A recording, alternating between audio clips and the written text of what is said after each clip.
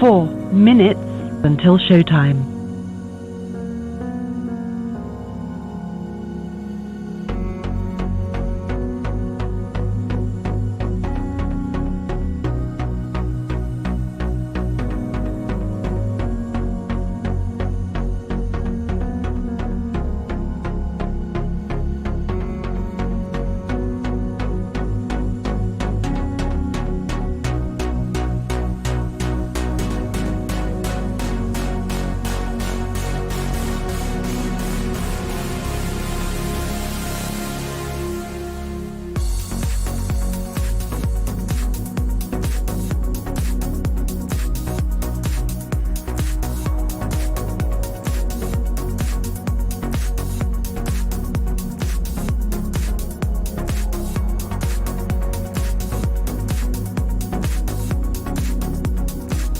3 minutes until showtime.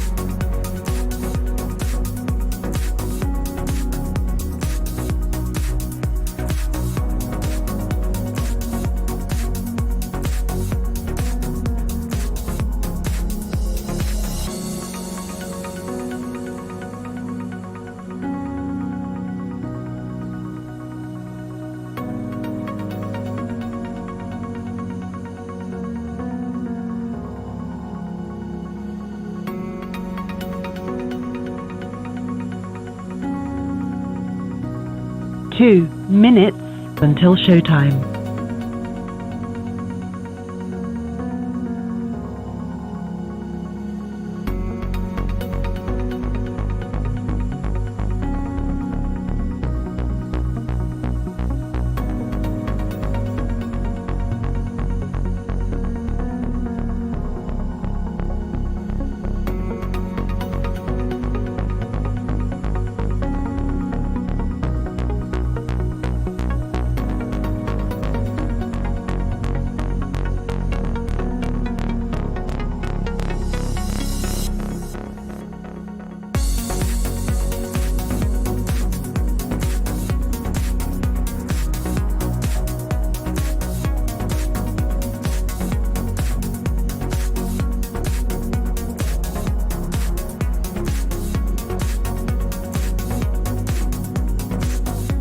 1 minute until showtime.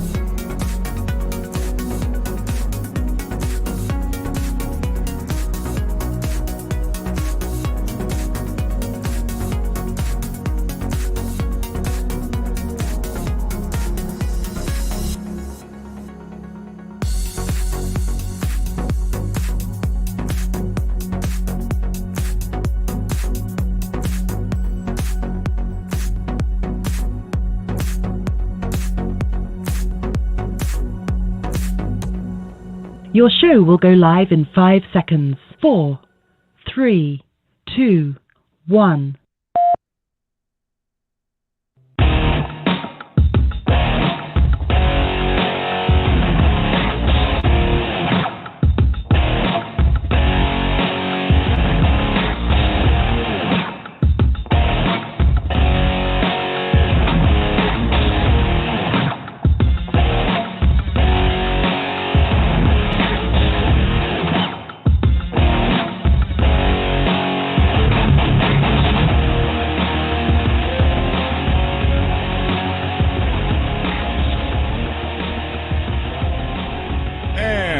Back to Liberal Dan Radio, talk from the left, that's right. This is your host, Dan Zimmerman, coming at you from New Orleans, Louisiana.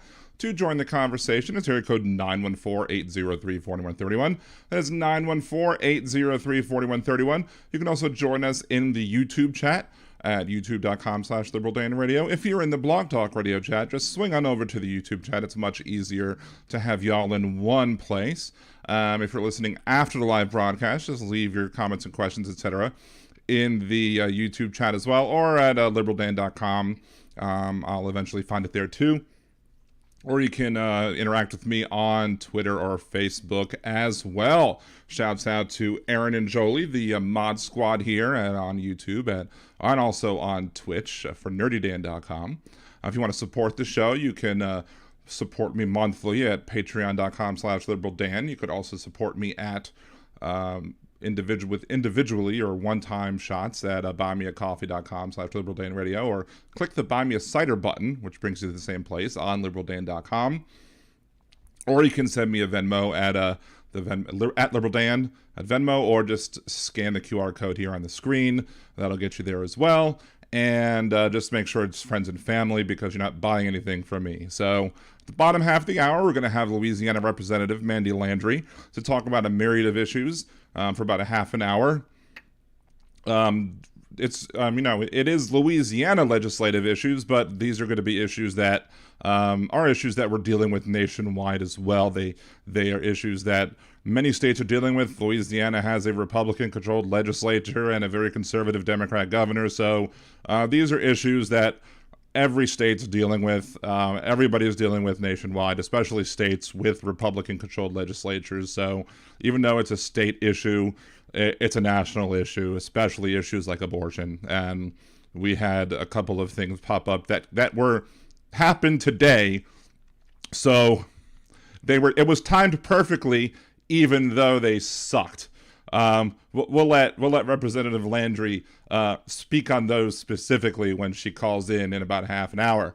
But I was very prepared for today's show. So for the first time in a very long time, we're going to start with this week's headlines.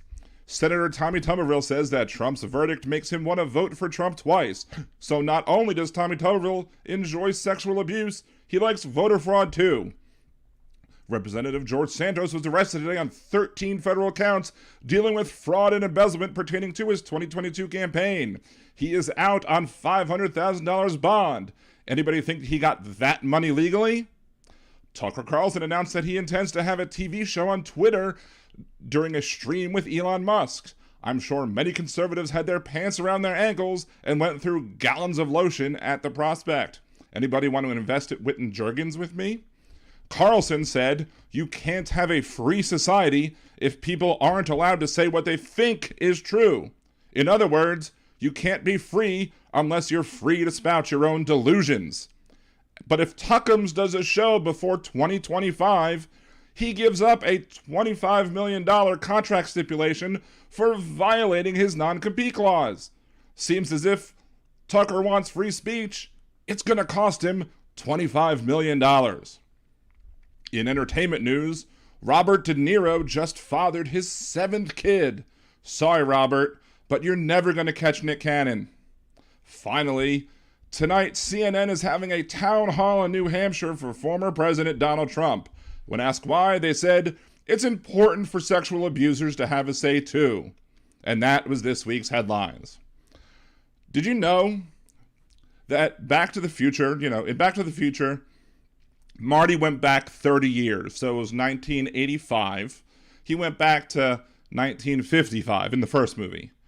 If they rebooted it or did a redo now, 30 years ago would be 1993. So instead of playing Mr. Sandman, when Marty went back in time, they would have to play Enter Sandman by Metallica. I have seen a meme going around where they show Tom Holland playing Marty McFly. I'd be cool with that as long as Robert Downey Jr. is Doc Brown. Of course, Biff from Back to the Future and Trump had a lot of similarities because Biff loved to grab women without consent as well. Which brings us to the topic we're going to talk about in the top half of this hour, which is the verdict that was reached by the jury in New York that Donald Trump did sexually abuse the woman who accused him of sexual abuse, E. Jean Carroll. And they awarded her $5 million in damages for the sexual abuse. They awarded her for his what's the word I'm looking for? They awarded her for the fact that he spoke ill of her. I'm blanking on the word. Crap. Anyway, blanking on the word. Whatever. But anyway, and he did it with malice and with willful malice or whatever. And so all of those things added up to $5 million. And I was kind of like doing it in my head when it was happening. And I was like, oh, and the last amount, it was like, there was like a random $20,000 amount. I'm like, well, that's weird. That's weird that they did like a random $20,000 amount. But like the last amount was like $1,780,000. I was like, oh, that's why they did the 20,000 amount. So that it all just equaled out to an even $5 million. There you go. Well, and of course, the first thing I saw on Twitter was a bunch of people trying to be apologists for Donald Trump and he's exonerated because they didn't find it. They exonerated him because the jury said that he didn't rape her. Well, they said that he sexually abused her, but they didn't rape her. That's all they focused on. They were like laser focused on the day he didn't rape her. So of course, last night I had to do a fat man rant. I just looked back for, I hadn't done a lot of fat man rants in a while. I started my first one a long time ago, like 2010 might have been my first fat man rant. And there's not a lot of them. I think I've done 6 in the last month and a half. So I've had a lot to rant about recently. And maybe like 4 very recently, like in the last week, maybe. So I did a fat man rant on this one last night. So that's new, and that came up at 9 o'clock in the morning. And I had a full intent on calling into Jeff's show. And I called into Jeff's show this morning, which caused me to name him my Hypocrite of the Week. This week's Hypocrite of the Week is Jeff Crouere. The conservative talk show host will call for impeachment when President Biden is within sniffing distance of someone's hair, but let Donald Trump admit to grabbing people by their genitals, and he'll make excuses, change the subject, or get so high-pitched that only dogs can hear him, and then he'll cut you off so you can't finish your point. To see who next week's Hypocrite of the Week will be, tune in to Liberal Dan Radio. Talk from the left, that's right. Wednesdays at 8 p.m. Central on Liberal Dan Radio on YouTube and on blogtalkradio.com/LiberalDan. All right, so that's the Hypocrite of the Week, and I posted that to the Patreon about 15 minutes before the show, but it was before the show, so if you're a patron and you happen to be paying attention, you got to hear that 15 minutes early. Otherwise, it's still up there, so you could always play it if you wish, if you want to hear it, if you liked it or whatever. But I didn't think that would be enough for today's show. I didn't think just me saying that he was the Hypocrite of the Week would be enough for today's show, because me just saying that he would get high-pitched, me just tweeting about the fact that I caused him to go to Plaid or whatever, that I got him just so incensed, and that he cut me off and basically hung up on me, and doing a whole bunch of whataboutisms. That wasn't enough.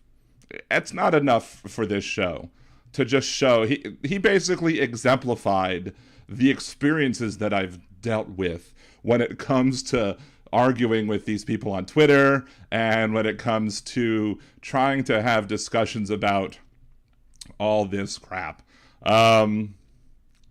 So I downloaded and then uploaded my call to Jeff this morning, and now you'll all get to hear. It's about 3.5 minutes, because he only let me on for less than 3.5 minutes. This is my call to Jeff, and actually, some of this is just post him hanging up on me, so you get to hear all of his whataboutisms. So, buckle in, kids. This gets, I'd say, good, but Let's get the other side of the political equation. Caller who goes by the handle Liberal Dan is with us. Good morning, sir. Welcome. How are you? Morning, Jeff. Trump claimed that this woman wasn't his type, but I mean, he was talking about now, because in his deposition he confused the picture of her with Marla Maples, a very attractive woman that he once married and he was clearly attracted to. And remember, back in 2016, Trump said that he could just grab people without consent. And, many people said it was just locker room talk. No, wait. I think that was an interview from 2005 that was reemerged in 2016. Right. Well, so that was 2016. We heard the interview in 2016, and y'all from 2005. Okay. We heard it in 2016, Jeff. Right. We heard it in 2016, and then in his deposition, he doubled down on that. You heard the deposition where he doubled down on that. He said stars have been doing it for a million years. So he said that he does it in 2005. He said that, and now he said that stars have been doing it. Why would we not believe it when he admits to it and he says that stars are doing it? Now, I'm not convinced that Trump will ultimately have to pay. I believe that he can appeal this all the way up to the activist conservative Supreme Court. I give them about a 50-50 shot of ruling it in his favor if it gets appealed all the way to the Supreme Court. But here's the thing. Yeah, well, it should be. So they said he didn't. The jury said he didn't rape her, right? He wasn't charged on rape. But the jury said that he sexually abused her. Is sexual abuse okay, Jeff? No, it's not. But if she lied, but she said, but hold on. She said, did she not say that he raped her? She said. Did she not say that he raped her? And they said that they did not have enough. Is the jury saying she lied about that? No. They're just saying the jury is saying this is how the legal system works. The jury said that they did not have enough information to say that it's more likely than not to say that there was a rape. But they did have enough information. Of course not. Were there any eyewitnesses? Were there any eyewitnesses to this? Were there any eyewitnesses to this? Were there any eyewitnesses to this attack? Do we even know Donald Trump was in that department store? He says he's never met her. He says doesn't even know who she is. This is from 27 years ago. Are you kidding me? What about Tara Reid? What about the woman who used to work for Joe Biden? When is that going to get a hearing? When is she going to have? Thank you, Liberal Dan. We got to go. When is that woman going to have? Liberal Dan, we got to go. Thank you. When is that woman going to have a court case? When is that woman going to get a hearing? When is she going to be taken seriously? I'm so tired of this double standard where everything is thrown at Donald Trump. Donald Trump has to deal with all these ridiculous charges. Donald Trump has to deal with all these investigations. Donald Trump has to deal with all these prosecutors. And Democrats can get away with whatever they want to do. Bill Clinton raped a woman. Was he ever charged in that case? I certainly believe Juanita Broderick 1,000%. And what happened to Bill Clinton? Absolutely nothing. Okay. So if it's a double standard that Donald Trump has to deal with ridiculous charges, does that mean that he's saying that Bill Clinton should have had to deal with ridiculous charges too? So he's admitting that that Bill Clinton had to deal with ridiculous charges? Is that what he's saying? Come on. It's not. And here's the thing: he didn't let me have my full say on his show, but I let him have his full say on my show because, I strive to be better than that.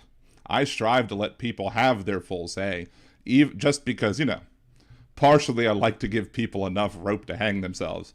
But he, all full of whataboutisms because, if it's wrong, look, if he would have let me go on, if he would have let me go on with that conversation, I would have been like, all right, if the statute of limitations is not exhausted when it comes to Tara Reid, and if Tara Reid wants to file a civil lawsuit against Joe Biden once he leaves office, she should be able to do so. And if she can convince a jury that it is more likely than not that he did something inappropriate and illegal to her, or whatever, it violated her body autonomy and caused her harm, and that to the point where he should have to pay her damages, then he should have to pay her damages. Simple as that. That's how the legal system works. And if she can't prove that is more likely than not that he did something that would cause her harm that would require him to pay her damages, then he won't have to pay her damages. Same thing with Juanita Broderick. I mean, I don't think that there's anything in the statute of limitations. I don't think the statute of limitations would allow that for Juanita Broderick.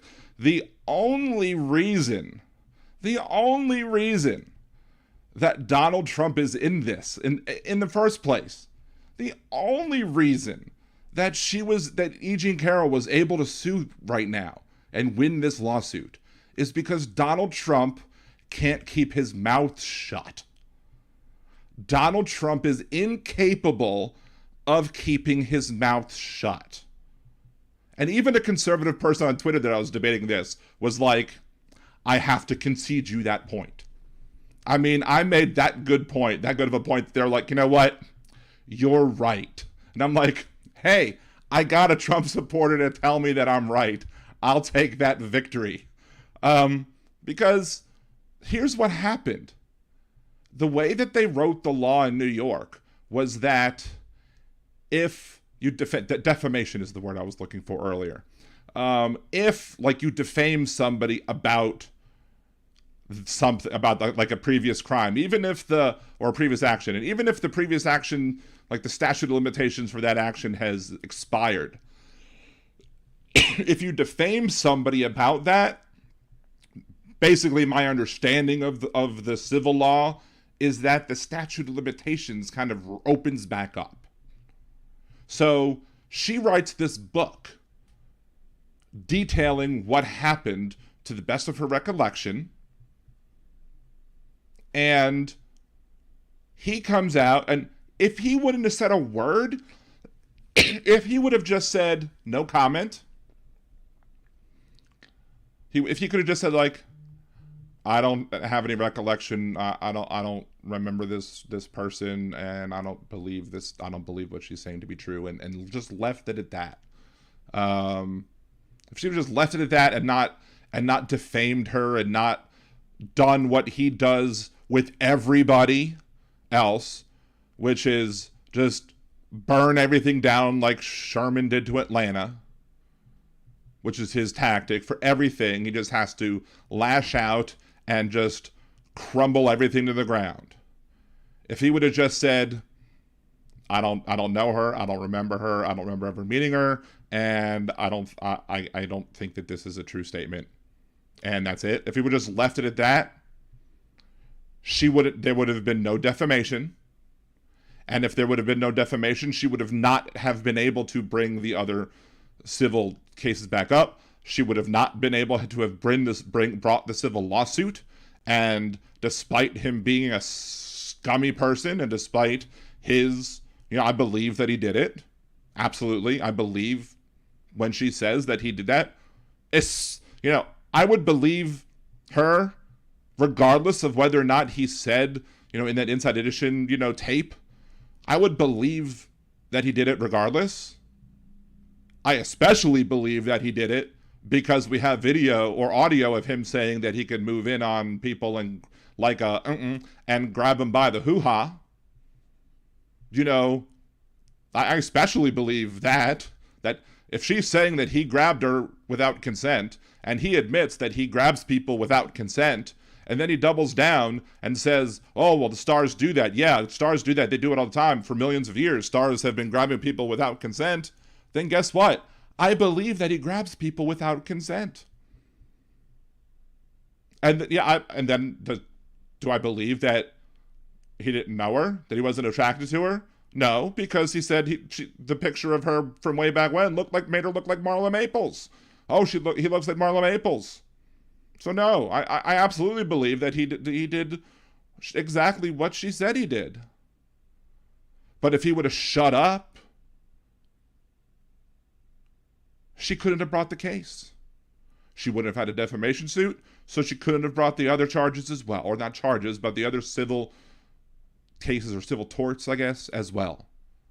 There would have been no civil trial. There would have been no damages. There would have been no jury trial. It would have been in the news. There would have just been a book. And all there would have been was a report in the book. And that would have been it. And he wouldn't be out $5 million and whatever legal fees he had to pay to defend himself in the civil case. But he can't keep his mouth shut. Furthermore,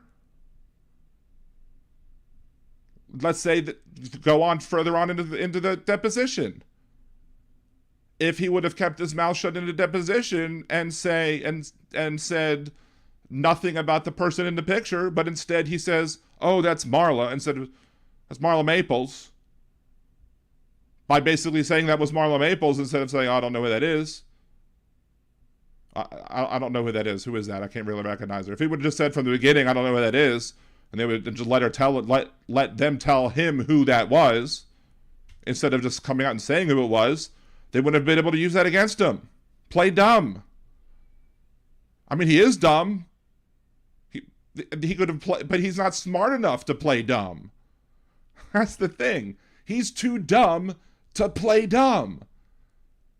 How dumb do you have to be too dumb to play dumb?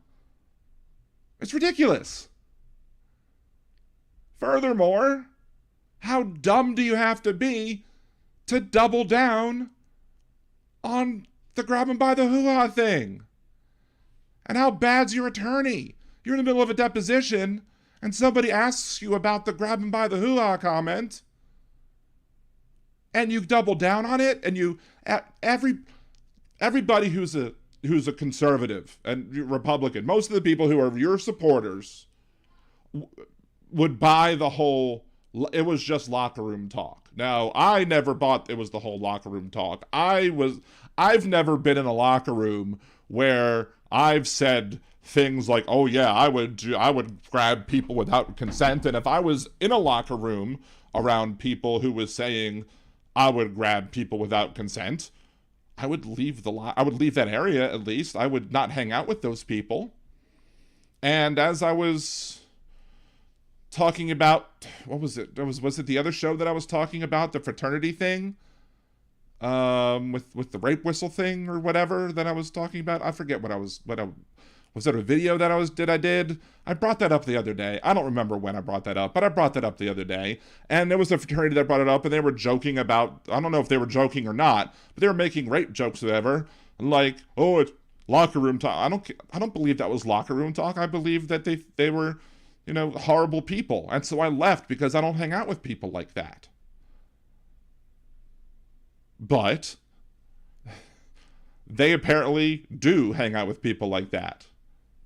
So, but when people, as they say, was it Maya Angelou that says that?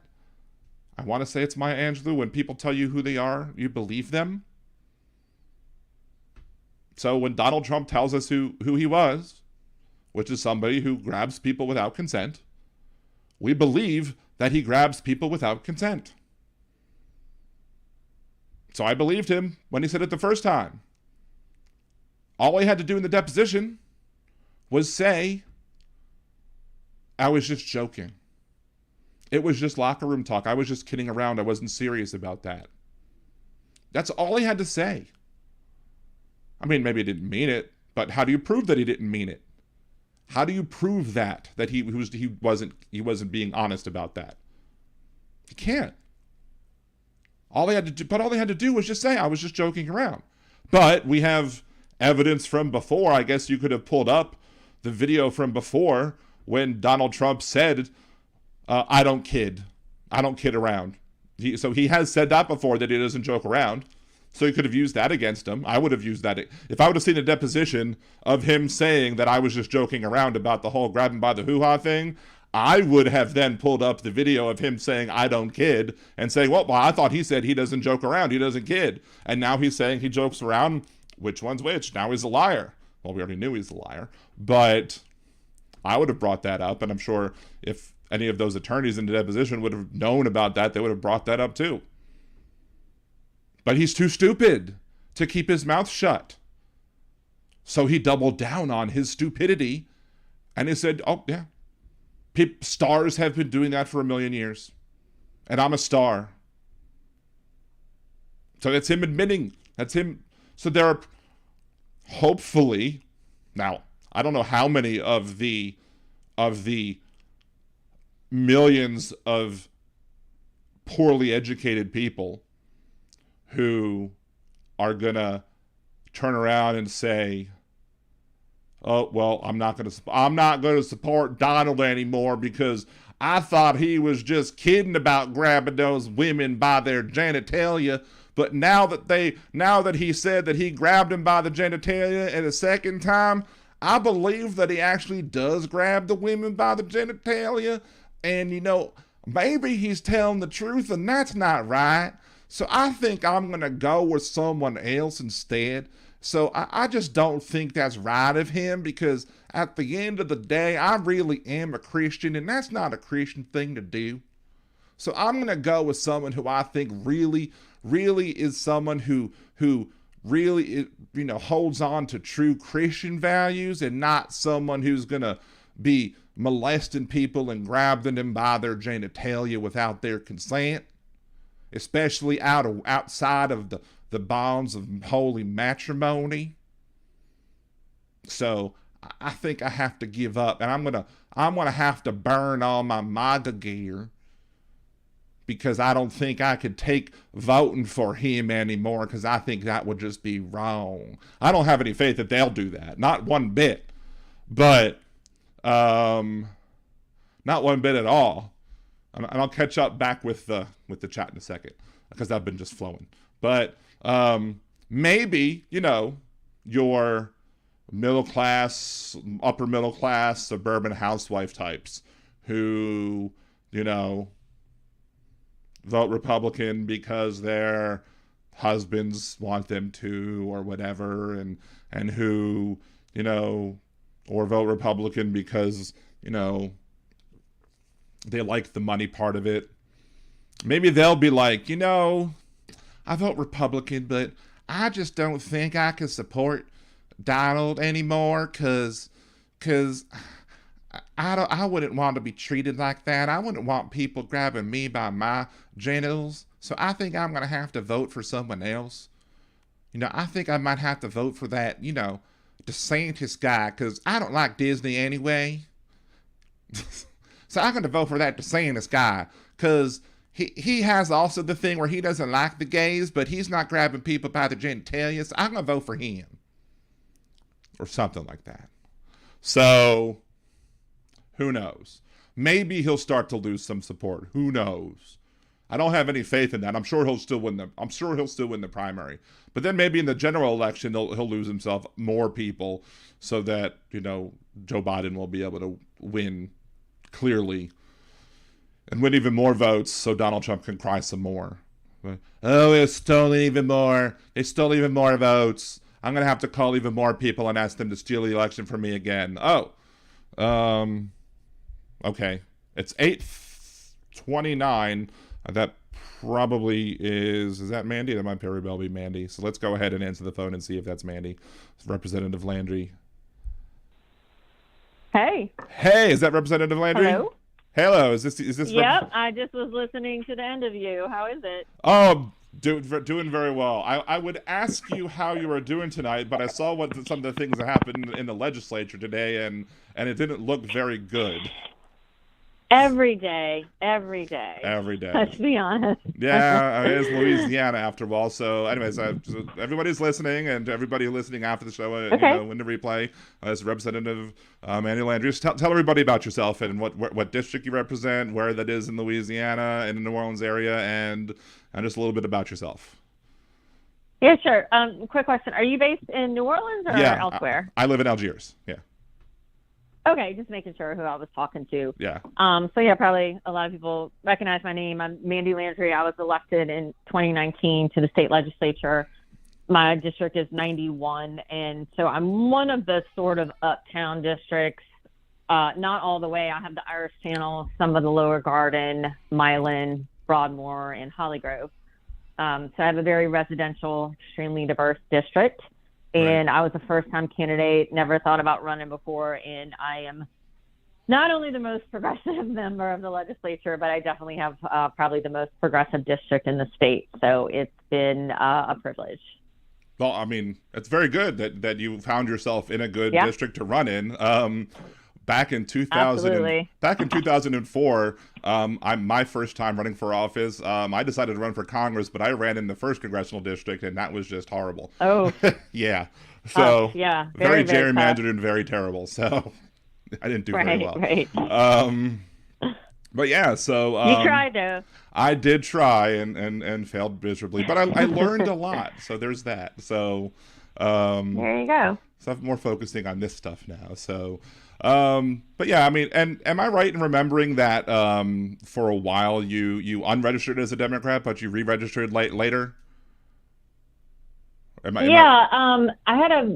that's right. I had a very messy, ugly, aggressive, brutal Senate race last year in which a lot of my own people, being Democrats in New Orleans and the state party, were kind of part of it. And I'm a true blue, dyed-in-the-wool Democrat, very far to the left, and our state party is just a complete disaster. And so I left and intended it to be indefinite to kind of point out, and it allowed me a lot of room to talk about the state party chair. Mm-hmm. And who's terrible. I ended up going, I mean, that's a whole other conversation. Yeah.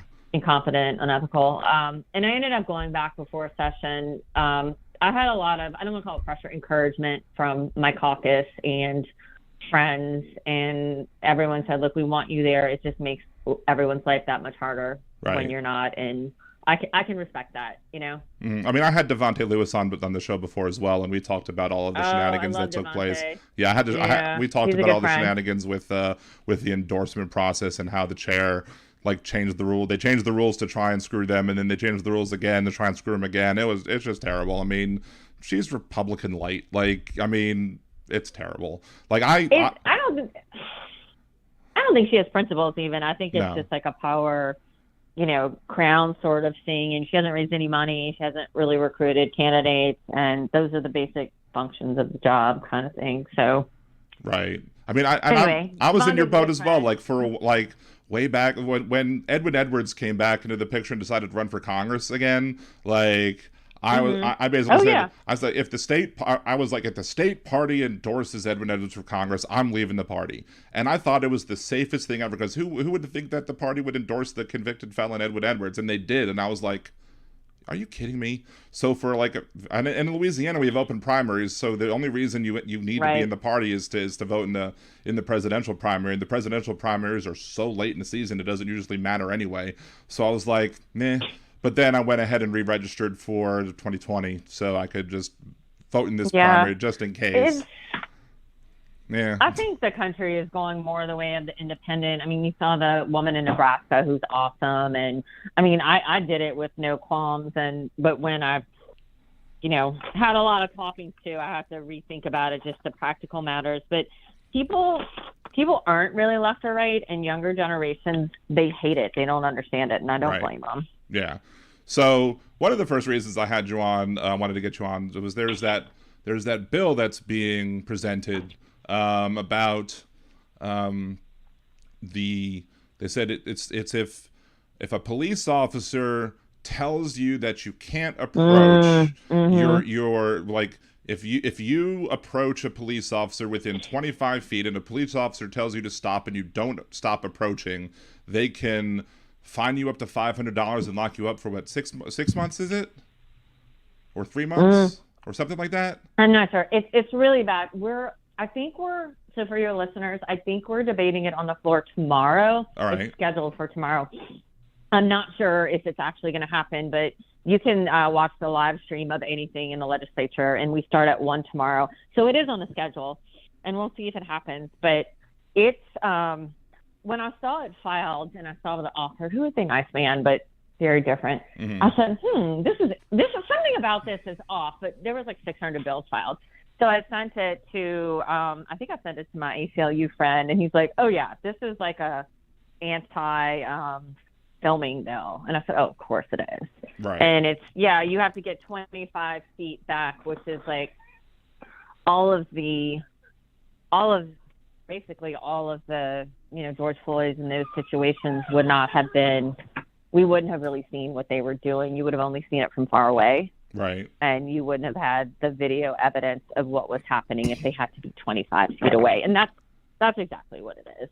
And like, how do you measure and how do you prove it? Like, it seems so subjective. Like, how does the officer say, like, this person's 25? I don't, how do I know? Like, it doesn't seem like you'd be able to prove that or not prove that. But yeah, it just seems to just, we need more transparency. We need more transparency with everybody in government, and police officers are part of the government. So we need more transparency, not less. So it's just one of the terrible things. But one of the other things, like last, it's subjective and terrible. It's a terrible rule. So last year, Louisiana passed a very draconian abortion restriction, and let me see if I get it right. It bans abortion at the point of implantation, and I think Edwards fought for that instead of conception to make sure that the morning after pill was legal.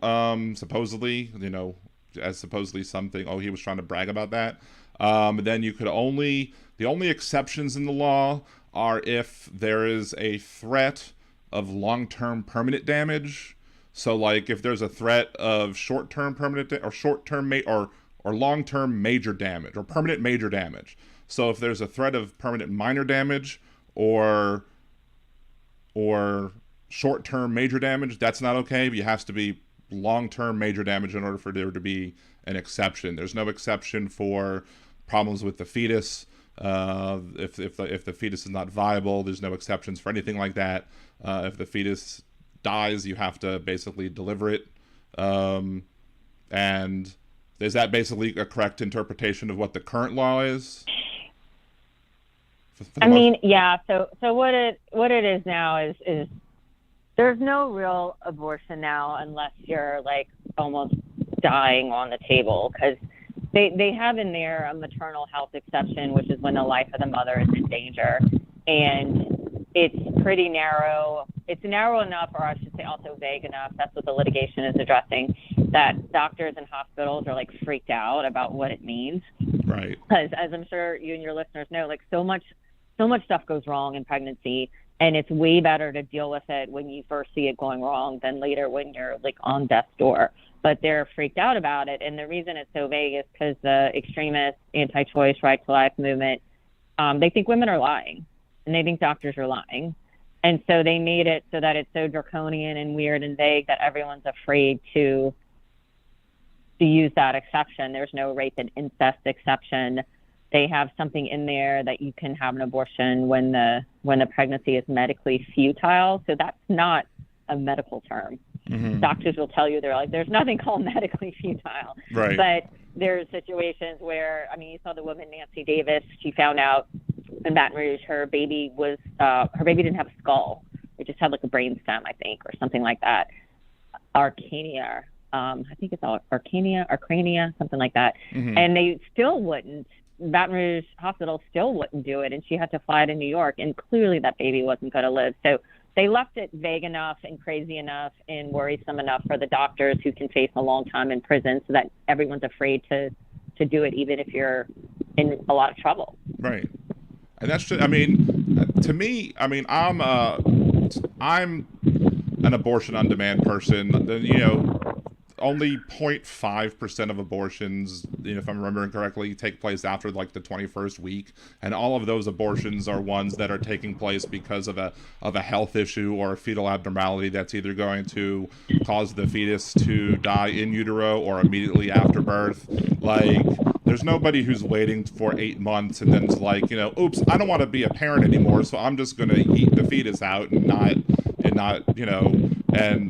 nobody's making that decision, and everybody's, trying to paint, doctors and persons who can get pregnant as horrible, evil people who are just, twisting their non-existent mustaches in most cases or whatever, and saying, I'm going to just, kill all these babies because I'm a horrible person. Meanwhile, nobody wants to give them health care right after they're born. So, yeah. So that's two big points you raised. So yeah, third trimester abortions are very rare. It's actually 2 or 3% the last trimester. And actually, Pete Buttigieg had a very good interview on it. And he's like, these are people who they have a crib, they have the baby's name picked out. Like, this is a very wanted, very planned pregnancy. Well, I wouldn't say planned, but like they knew it's happening, and then they find out something horrible, like really horrible. And you shouldn't force someone to continue to carry a baby they know is going to die. It's up to them if they want to do it. So they have to, I think only Colorado still does it. Maybe one other state. It's hugely expensive, and it's horribly traumatic. But you have the propaganda of it is, their whole partial birth abortion. In their mind, it's, the baby's being born, and at the last minute they change their mind. Like, that's insane. Like, if a woman walked into the doctor's office at 35 weeks and said, I want an abortion, they would immediately call like mental health professionals because something's wrong. Like, something's very wrong about that. But you're right. They don't want to add to healthcare. They don't want to talk about infant mortality or, lack of childcare or basically anything that would be helpful. Those are all disgustingly underfunded. And guess what? We're going to have way more babies in Louisiana, and they're going to be born to so many more women who are poor or on the precipice of poor. Right. And ironically, they'll probably be born to people who are likely to be Democrats, and then the Democrats will retake the state. But that's not something they want to talk about. Absolutely right. But they don't even have time to vote. They don't even have time to vote because they're working like 3 jobs. But, I mean, that's another, I mean, it was an unrelated point, but it might seem like an unrelated point, but in reality, it's not. Like, I saw a bunch of conservative people bemoaning women's suffrage. Like, they were like, what good has happened because of women's suffrage? Oh my God. And one of the first things that I found that happened almost immediately because of women's suffrage was infant mortality rates. Infant death rates dropped. Like, more infants lived because now that women had the right to vote, they could petition their elected representatives to fund, like, these programs that would go like door to door and like fund, cleanliness and health drives or whatever, and basically fought all of these diseases and stopped all these diseases at the root. And so more babies were living longer and less babies were dying because of these illnesses. And so infant mortality dropped, all because women got the right to vote. So it's a good thing, I said nobody had an answer for me on that one because they weren't expecting an answer, A, but B, right. It just counters the fact that these women are not out to kill their baby. If a woman wants to have a kid, somebody is pregnant, they want to have a kid, they want to have their kid, they want to take care of their kid. And the only time they're going to have those rare exceptions are, they have a crib picked out, they have my family dealt, me and my wife, we dealt with 2 miscarriages. It was earlier on, but it was sad, and we moved on. But and it happens. But and some of these ridiculous laws some of these ridiculous laws would prevent the procedure after a miscarriage to clean you out, like the D&C or whatever. So. Yeah, I mean, you could bleed out. You could really bleed out. It's super dangerous to not get that taken care of. But I mean, a couple of points to that. You were talking about voting. So Louisiana, as an example, only about 20% of our legislature are women, and it shows. Right. It very much shows. If we had more women, there would just be a lot more attention on healthcare and babies and education, and it really, really shows. But also in relation to abortion and unwanted pregnancies, about half of women who have an abortion already have a child. Maybe I think it's a little bit more. And that's because they know, children are expensive, it's difficult, or they might have had a very difficult pregnancy and they are worried that they might leave the child orphan. But most of all, it's a lot of women who are very close to poverty or very, very close to being in a very bad situation, and children are extraordinarily expensive.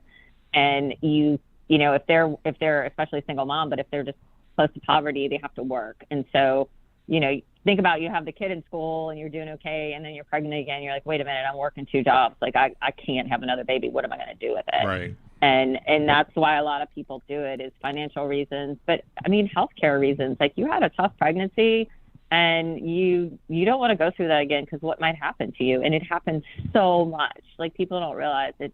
Like your wife's miscarriages. I mean, if it had gone on longer towards the end, and she was on the on the end of something very, very traumatic for both of you, she might be too scared to do it again, and that's totally her choice. And I think you said on it Twitter, might be better for you and your kids. Right. And I think you said on Twitter that there are no pro-choice women in the Louisiana Senate. None. We have 5 women, 3 white Republicans, and 2 black Democrats, and they are all very, very anti-choice, and they're actually the ones who, for the most part, filed and passed like their worst laws in recent years. I mean, our first trigger ban for people listening is we had in the law that if Roe was overturned, we'd immediately make abortion illegal in the state.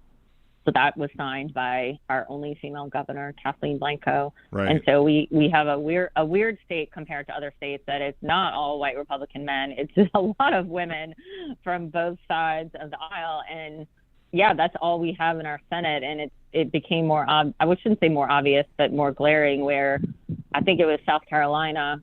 Yeah, South Carolina. They had 5 women in their Senate, black, white, Democrat, Republican, and they sort of banded together to stop. I can't remember if it was a 6-week bill or something along those lines, to stop that from going into law, and they did it. And we don't have a single person who would do that. We have several black Democrats in the Senate, men who are pro-choice or who vote that way, but are not, as far as I've been able to tell, vocal about it. And it's very different. And unfortunately, I shouldn't say unfortunately, it's just how it is that women have a greater voice on this, which is one hand good because women can get pregnant, but on the other hand, we need more men like you and some of my colleagues to speak up about it, to recognize that it's not just affecting a woman's body, it is, but it's also affecting the families and the people involved. And she passes away in a difficult childbirth, who's left raising the kids and dealing with the loss of a spouse? Well, I'm a horrible fundraiser, but if you can help me with that, I'll be glad to join you in the legislature. We need more people who are not retired, not wealthy, right? Who are really, living life here, and they make it hard. It's really hard. Yeah, I promised my wife that I wouldn't run for election, because I also ran twice for Kenner City Council, and that was terrible too. I promised my wife I would not run for election again unless I could raise funds and not do it from my own pocket. So, yeah, it's hard. It's really hard. Am I right though? Did I read this correctly that one of the, all of the amendments to the horrible abortion law were taken away today? But am I right that there was one Republican woman from St. Tammany that did propose one of those?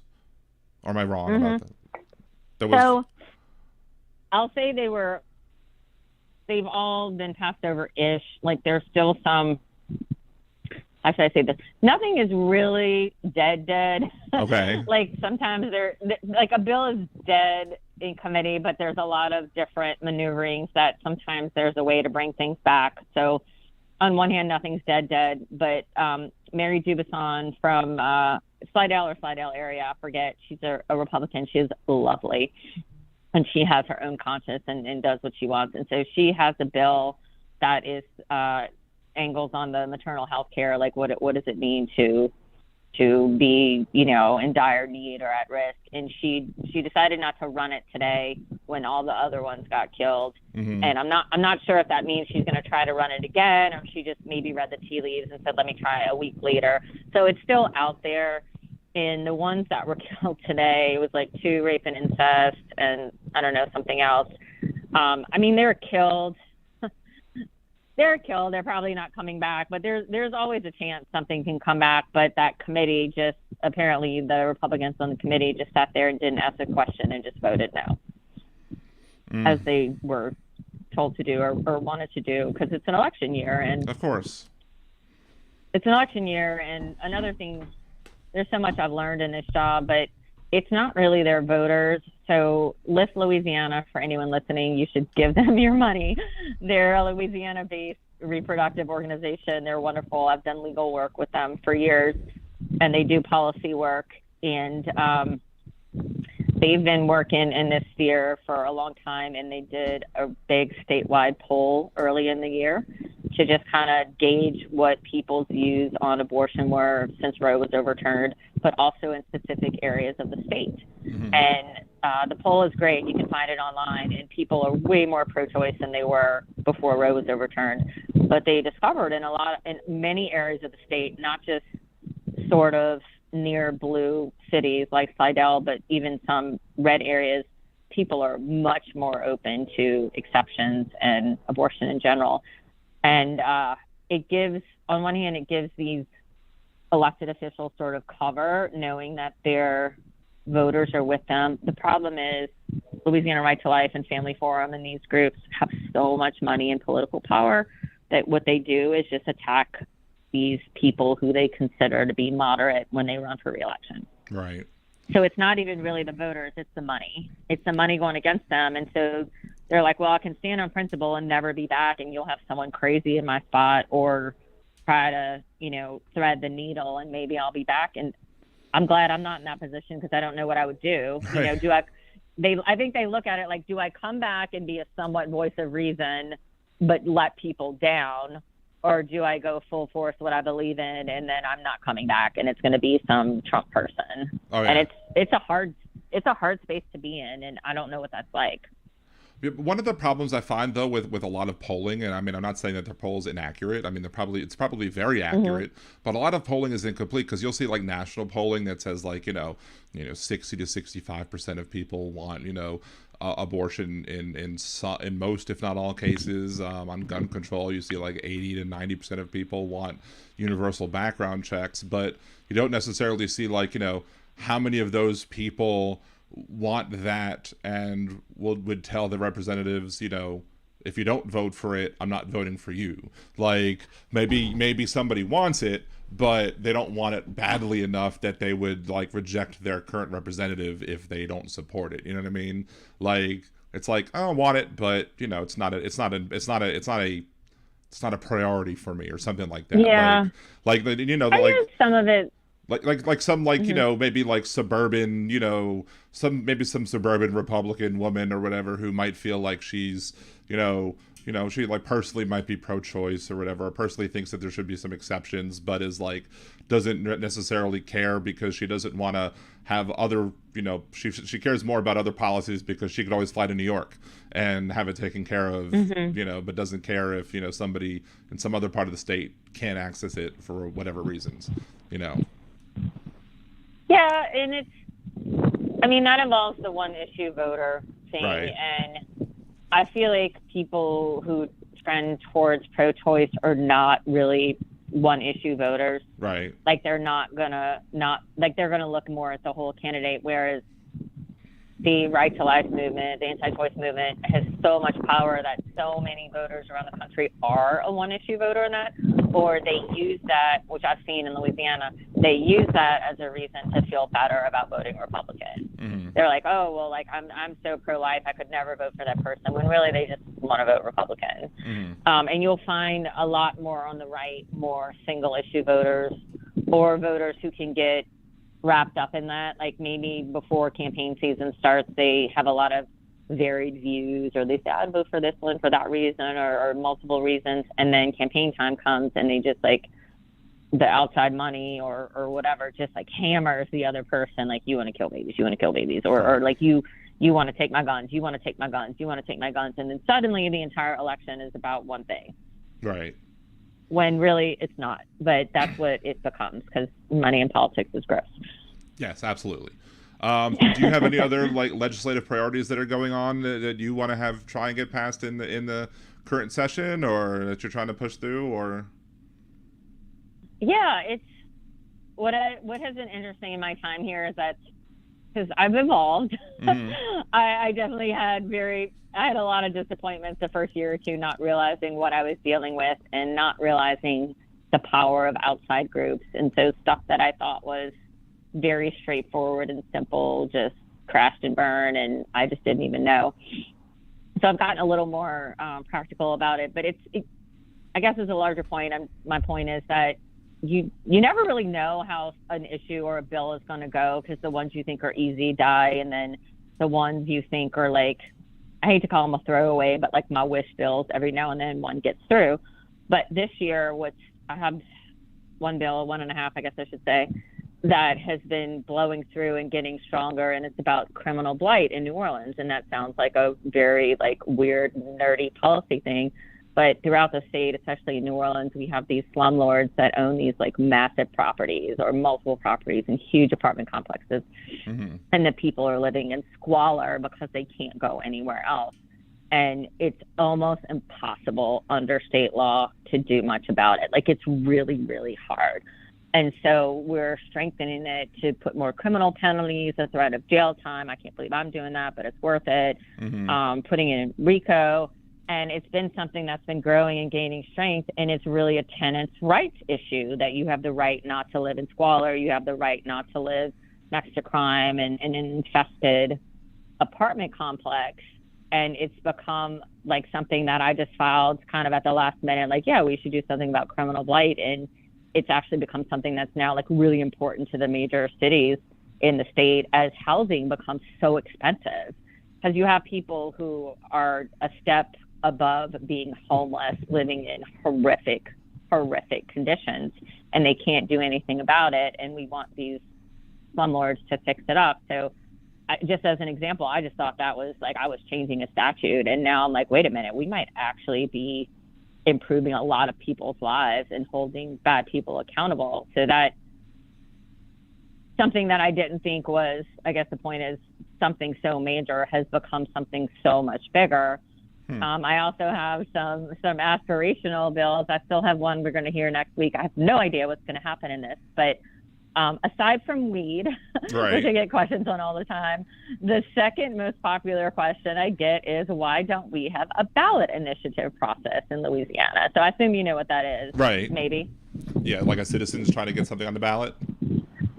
Yeah, so it happens in a lot of states, and it's been happening more in recent years. And I get that question all the time, like, can't we do this? Can't we put it on the ballot? Can't we do this? And we just don't have it in Louisiana.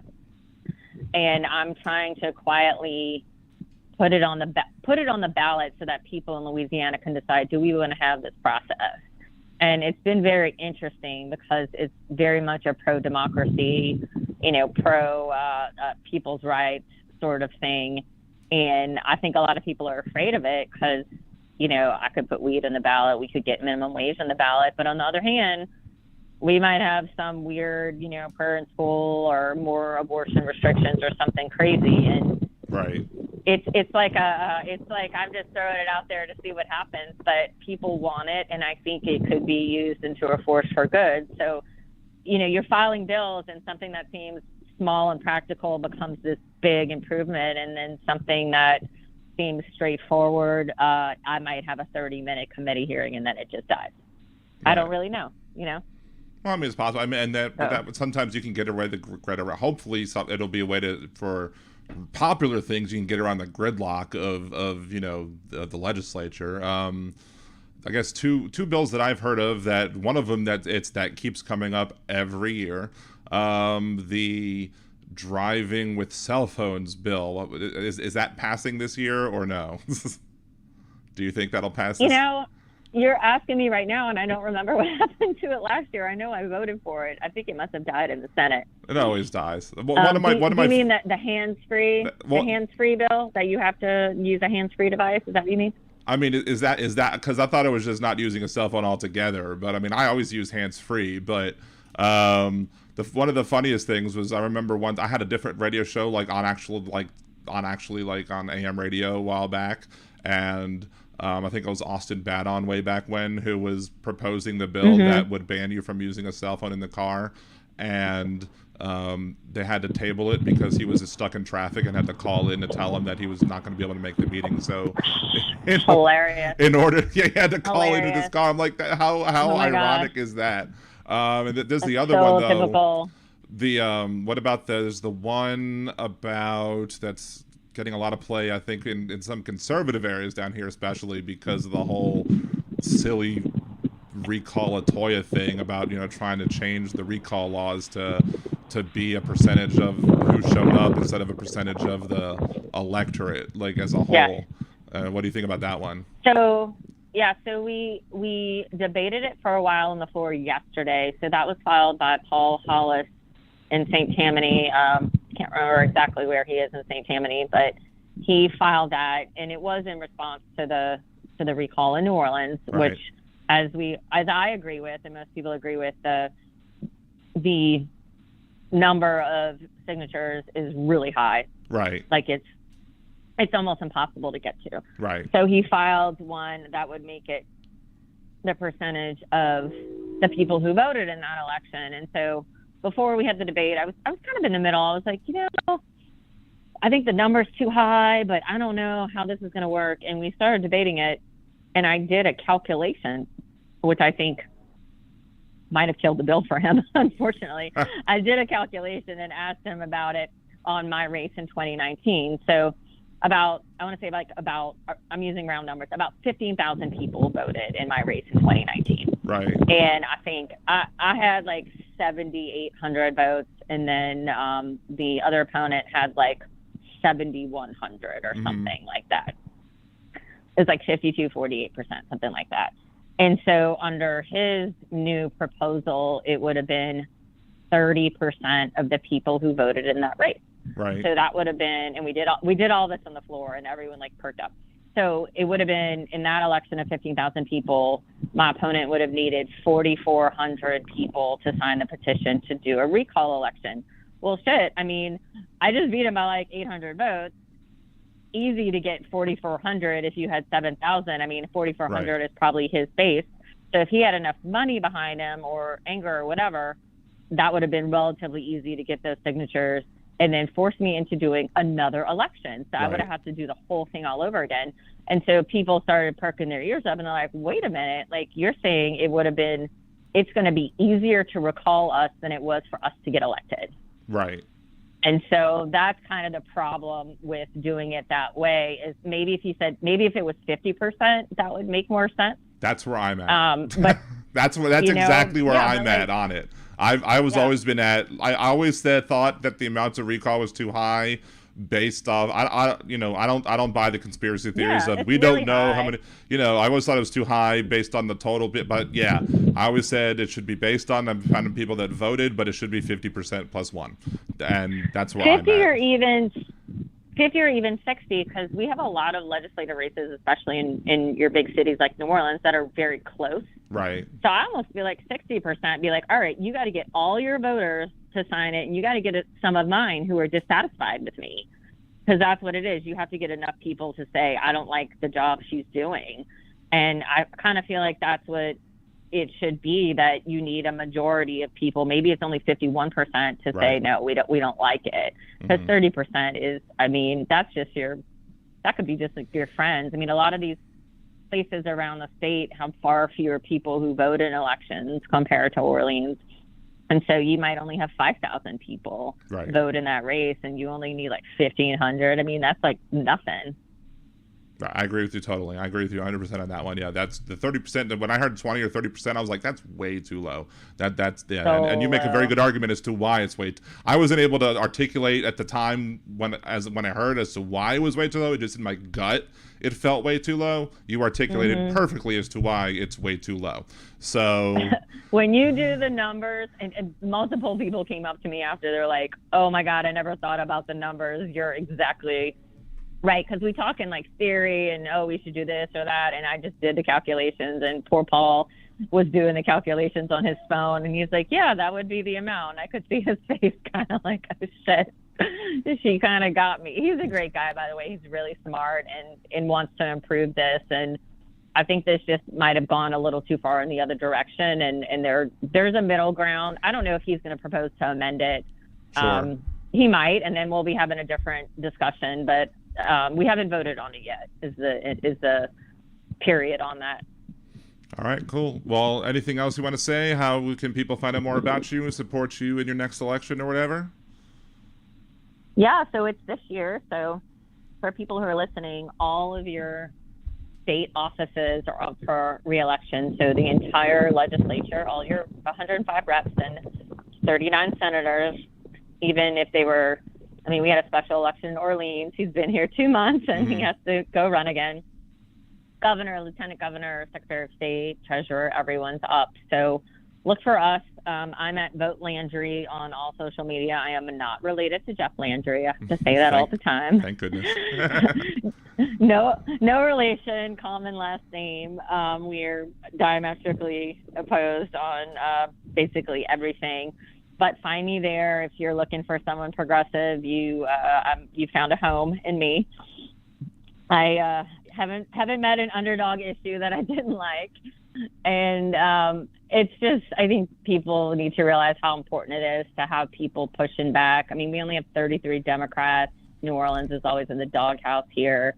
We'll get some stuff through, like my blight bill is important to everyone in the state, so that'll get through. But it's also important for people in the minority to keep pushing abortion and gun safety. I do it every year. It's a losing battle, but I feel like my colleagues need to know that there's alternative viewpoints, and so you need to do those things. I had a conversion therapy bill, almost got out of the committee, shockingly, and y'all have all seen this year we have so many anti-LGBT bills, and they're horrible.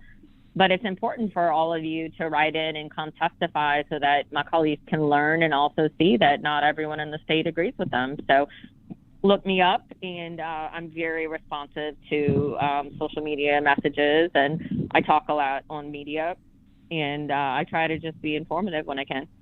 All right. Well, thank you very much for calling in. I appreciate it. You have an open invitation to come back whenever you want, and hope you have a good rest of your evening. Wonderful. Thanks for the invite. Oh, you're very welcome. You have a good night. Good night. Bye-bye. Bye-bye. All right, again, that was Mandie Landry, Vote Landry on all the social media. It was great to have her on the show, and I've been neglectful of y'all in the chat. I apologize for that, but I was basically one full stream of consciousness for the first half hour, and then I was just interviewing our guest for the second half hour. So let's. I guess I didn't miss there wasn't too much that was going on. There's some Trump stuff. Trump's on CNN blaming Pence for not sending the electors back to the states. Of course he is, because he's an idiot. Trump has the right to remain silent, not the ability. Exactly. When I was in the locker room, Jeff Curry, when I was in the locker room, I'd hide because I didn't want others jealous. Very, very giving of you, Jeff. Remind me again who was a star a million years ago. Umbaga from The Cave. When she asked him if he considers himself a star, he responds as, well, duh, of course. Let's see. He ain't a star, he's just a famous person. In my eyes, there's a difference. Well, he considers himself a star, that's the difference. I'm a star, I'm a shining star, no matter who you are. Shining bright to see. Shining star for you to see. That's what he sings in karaoke, maybe. Idea Trump goes back to the WWE and shows the new move, the presidential grab. I can't believe we have we had a president who shaved Vince McMahon's head.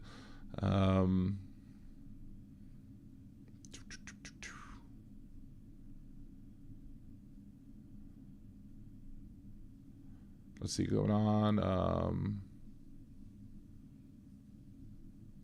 P-Dubs, this is dark. I was eating with my kids today across from a 10-story parking garage that fences around it because so many people have... We actually have a dilapidated building that's not one of the buildings that Representative Landry is talking about that somebody has jumped off. Gibson Media's here. Hey, Gibson Media. What do we think about reparations? We're going to talk about reparations at some point. Probably not tonight. I do have a video that might include it. So after I make that video, maybe I'll do a show about it, but I want everybody to see it first. Let's see. Vote Republican and save your city. Wrong. I disagree with you on that. So let's continue the crime and no jobs. No. There are plenty. Let's see. Thank you for sharing all that stuff. I do want to talk about, let's see if I can pull that open, or Jolie, if you want to grab that link that I shared with you, or y'all in the chat earlier, There's a guy, Alex Paba, is somebody who is just doing me a solid, so I'm going to do him a solid as well. It's a link to his Instagram profile. He is somebody actually I met on a cruise. He was the for a temporary while. He was the person who was playing at the piano bar. Very fun guy, very talented guy, very amusing. Very good singer. And he's not just somebody who works cruise ships. He has his own music. He has some stuff on Spotify. Go look at his Instagram, check out I think he has links to his Spotify on there. Go listen to his song. Give him a follow on Instagram as well. Just give him a little boosts. Tell him that Dan Zimmerman or my Instagram is Big and Nerdy. So tell him Big and Nerdy or Liberal Dan sent you or whatever, just to let him know that you're coming to him because I sent you over there, so he knows that I'm sharing this stuff with you. I'm also going to put him on the creators that you should sponsor page on Liberal Dan after the show. But thank you for that, Jolie. I appreciate it. Also, make sure to share P-Dubs. Go find me as well. P-Dubs. The P-Dubs link. Also, go to the Liberal Dan. I could probably bring that one up myself. The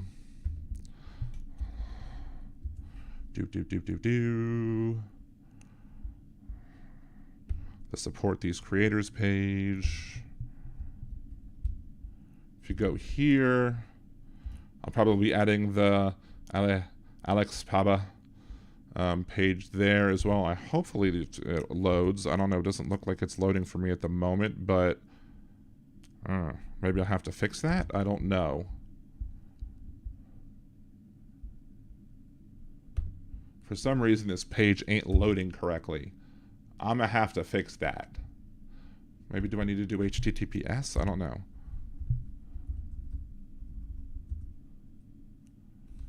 No, I don't know. For some reason, that page isn't loading for me. So I'll go see what's wrong with that page, but there's some other links over there. Go check out Benny Loco's page as well, I guess, and all the other people who support the show as well. Go check out their pages too. Anyway, what else to do? Oh, yeah. You thought the Hypocrite of the Week was bad. You thought Hypocrite of the Week was bad. Words of Redneck Wisdom is even worse today. And look, I told you, I came prepared today. Not only did I do headlines, not only did I do Hypocrite of the Week, I got Words of Redneck Wisdom cracking on too. And we have less viewers. Is House still going on? Maybe that's why. Maybe House still going on with the Trump thing. Maybe that's why we have less viewers today. And I'm like, I came so prepared today, and we have less viewers today. Let's see, where is that? Words of Redneck Wisdom. There we go. This is horrible. I'm warning you ahead of time. This is horrible.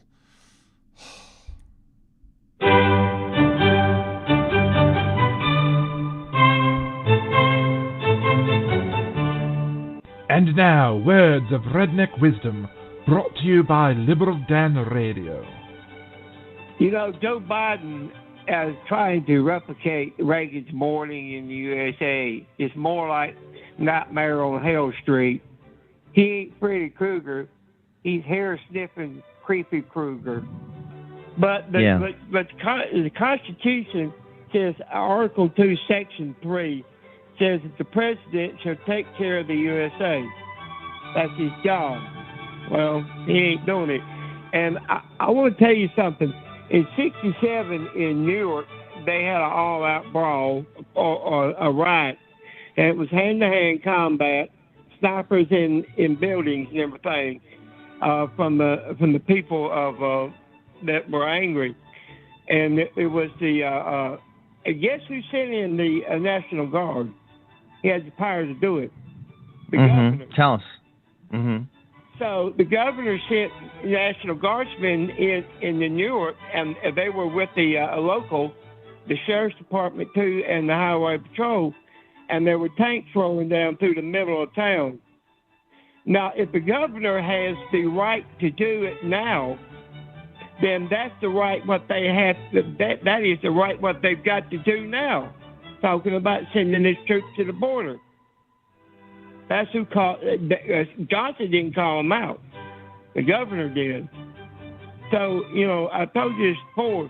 Landry needs to start writing letters to at least about 35 different states, because they're saying we need 150,000 troops down the border now. Well, I said 175,000. Well, the deal is that I hate to say this, but I've said this before. I didn't like what Stalin did. I didn't like what Hitler did. But if Hitler if Germany could have rounded up 7 million people like they did, we can round up everybody here in America and say, hey, get your ass. You don't need to go over there you don't need to go to dictators for examples. You can just do it right here in this country. It's called Operation Wetback. And this concludes Words of Redneck Wisdom, brought to you by Liberal Dan Radio. Talk from the left, that's right.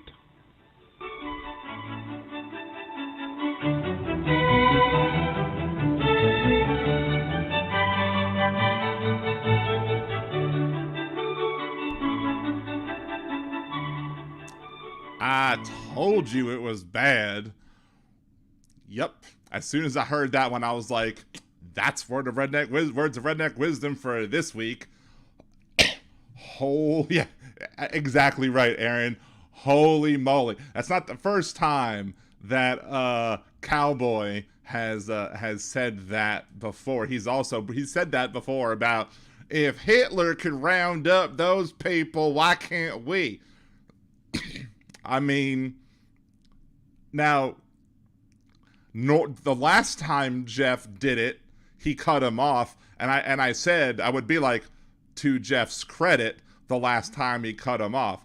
But this time, I can't say to Jeff's credit, since this time he cut him off with the project. Now, that was a real project that happened, and they used that term purposefully because of the slur, and they knew it was a slur when they did it, and they still used it.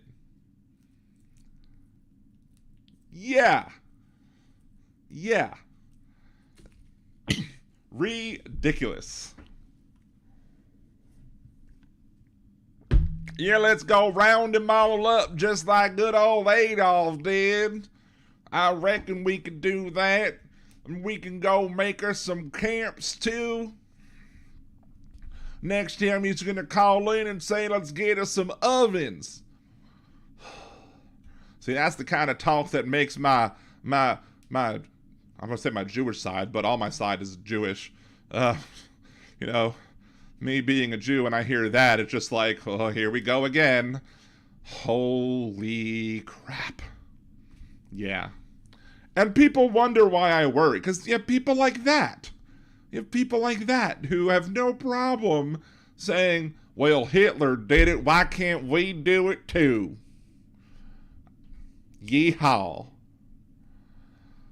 What was good stuff? I mean, like my production, was the production value good stuff? You liked that how I produced everything together? I hope that was the good stuff and not Cowboy's idea.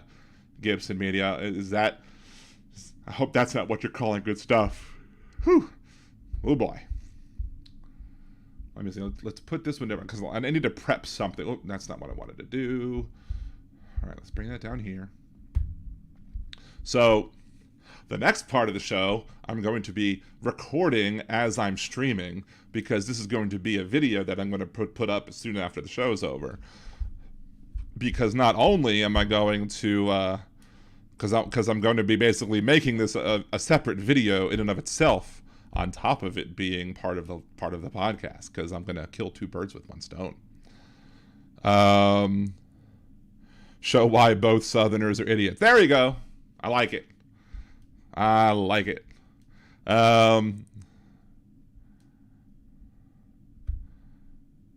So we agree on something else. That's a good. Whenever I find times a week I can agree with Gibson Media, it's a good thing.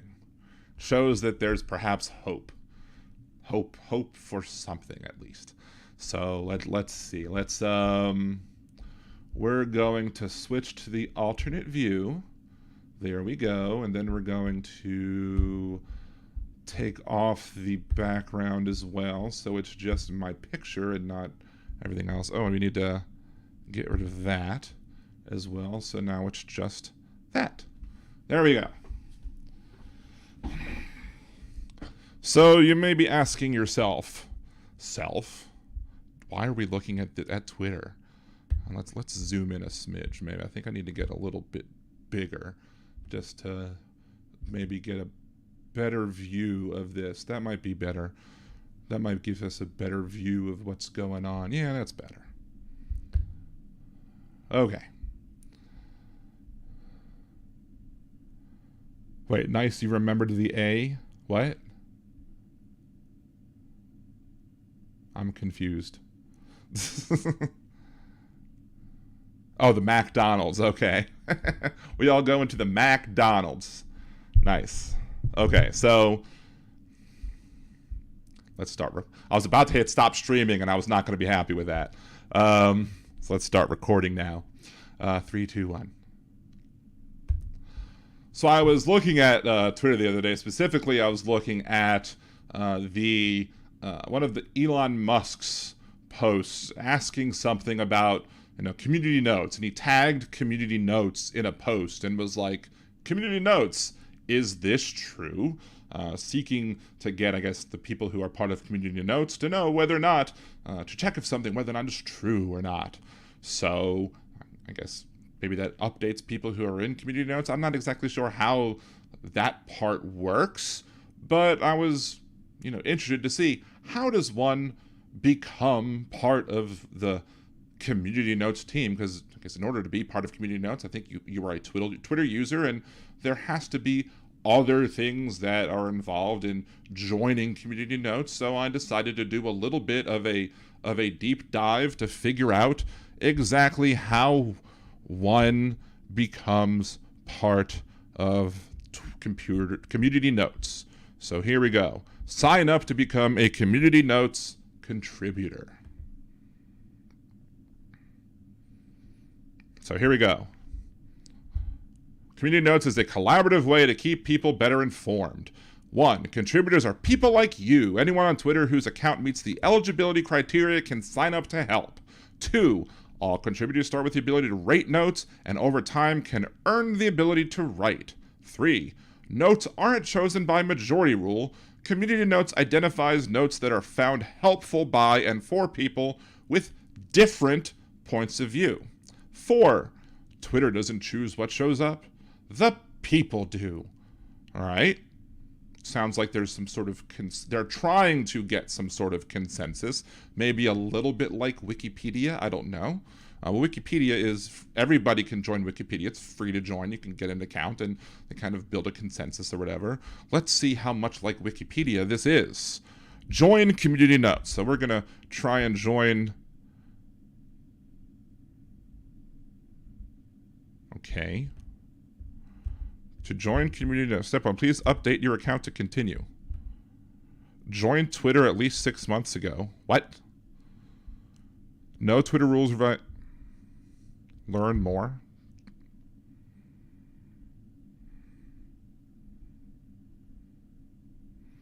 Okay.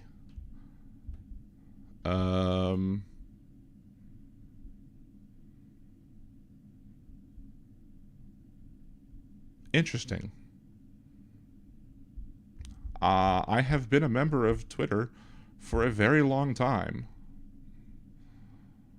Join Birdwatch is what the page is called. Let's try this again. I'll edit that last part out, because apparently, let's try. Join, and I'm on Liberal Dan Radio right here. Liberal Dan Radio. I am on Liberal Dan Radio. Join Community Notes. Please update your account to continue. Got it.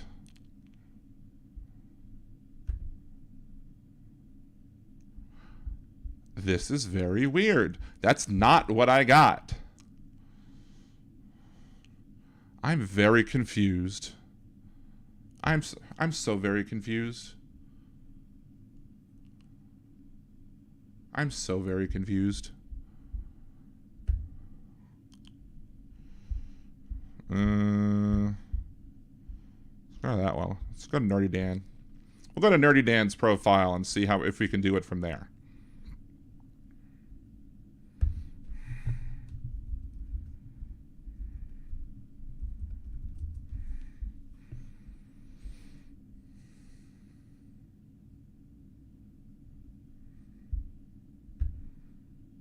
Because I got a completely different message the last time I tried to join Community Notes. So, Community Notes has decided to, screw me, or whatever, in my attempts to make a profile. What is going on with this? That is very weird. Let me try it on my phone. Maybe I need to do it. Maybe on my phone it's different. I don't know. Let me look how I do it on my phone.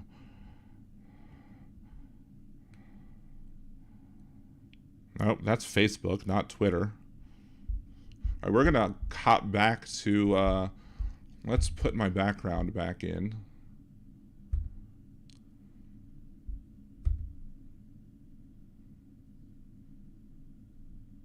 And then we're going to go back to the regular scene.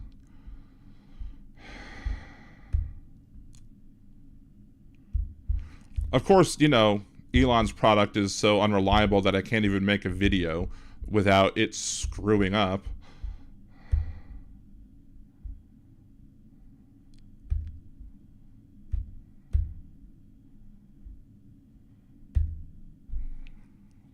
All right.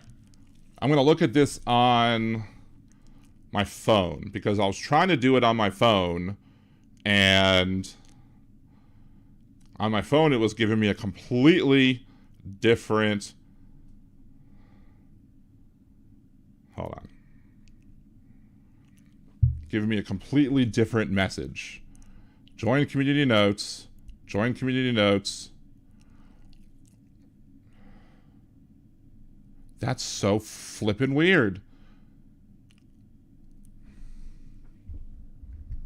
Before, it was telling me I didn't have a trusted phone carrier, and that I didn't have a trusted phone carrier because I couldn't do two-factor authentication.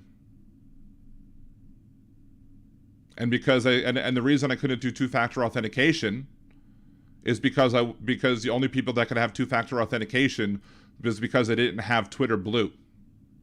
So it was because I don't have Twitter Blue, I can't join Community Notes, which was telling me that I had to pay to be in Community Notes.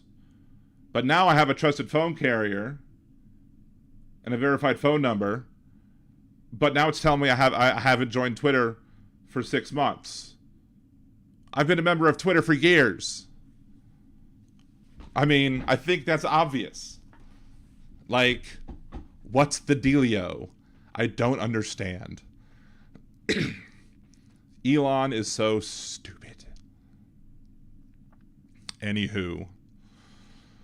Julie, let's see. When I was a banker, I was told by an English teacher when I said I need both of you-ins to sign. Nice. At the McDonald's this morning, I asked for biscuits and gravy. They informed me it was sausage, gravy, and buskets. Sucked either way. They gave me a packet of orange jam. Who the hell wants that? Orange jelly on gravy. Yeah, that's so weird. Like, that's weird. Like, I've been offered, like I go to Popeyes sometimes and I'll get the biscuits with like the chicken, and they'll offer me like the jelly, and I'm like, why would I want jelly with my biscuits when I'm having my biscuits with my chicken, like with lunch? Like, I can understand wanting jelly with biscuits if you're having breakfast, but I don't want jelly with my biscuits with lunch.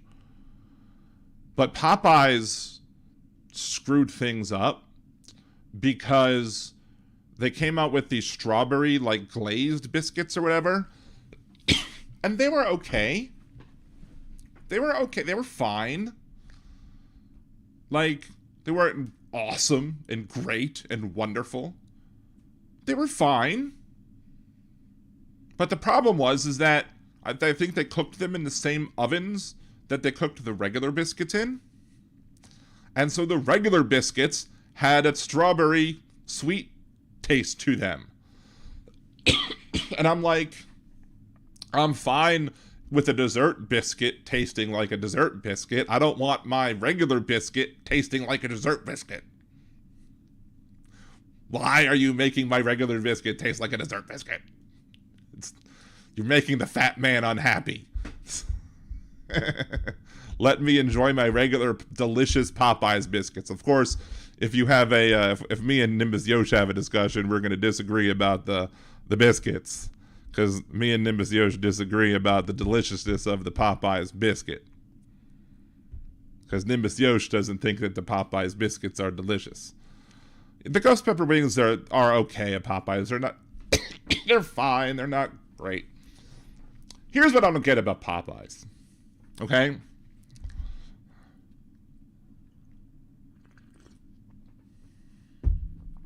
Popeyes.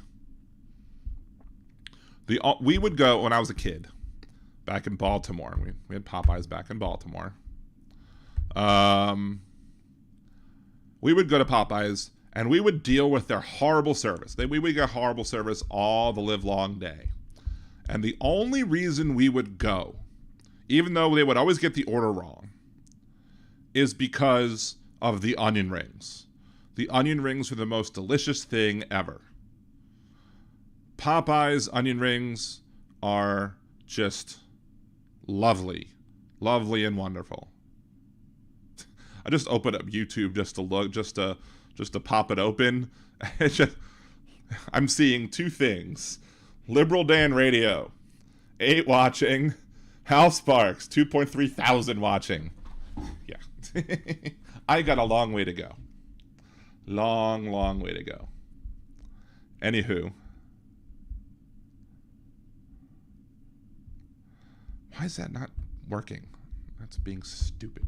My windows are being stupid. Anyway. So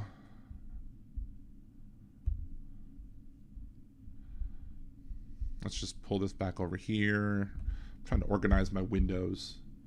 So anyway, we go back because the onion rings are delicious. Come down to New Orleans, of course. New Orleans Popeyes are better than any Popeyes everywhere. The chicken is just that much better because it's founded in New Orleans, even though the headquarters is no longer in New Orleans, but it's founded in New Orleans. So New Orleans Popeyes is always going to be better. At some point, they decided that to get rid of the fresh, from scratch, homemade onion rings for pre-made frozen crap. And you could tell that they were pre-made frozen crap because they did not taste like the fresh, handmade from scratch deliciousness. And when I asked a manager, why would Popeyes get rid of the deliciousness that was the old onion rings for this crap? And they said, well, we were tired, or they were running out of them. And they were always running out of them, and customers were mad that they ran out of them. So we decided to go with these instead. And I'm like, so your solution was to go with an inferior product? Your product was so popular and was selling out, so the solution was to go with an inferior product? And eventually they stopped carrying the frozen ones. Why? Because people stopped buying them because it was an inferior product. There was one Popeyes over close to me that did have the original pre-made wonderful stuff, and they continued making them until corporate made them stop. And one day I went in and I ordered the onion rings and I came home and I ate them and it was the pre-made frozen crap, and I called up, I was like, why didn't you tell me that this is the pre-made frozen crap? Oh, the corporate made us change it. But you should have told me that it wasn't the fresh wonderful stuff that I always got, because that's why I came to y'all, because y'all still had the fresh stuff and not the home and not the frozen crap. I don't understand that. That's a stupid business decision. We're tired of running out of this, so instead of coming up with another solution, we're gonna give you subpar things so we no longer have to make it anymore. Come up with a better system to have more so you don't run out. instead of giving a subpar product.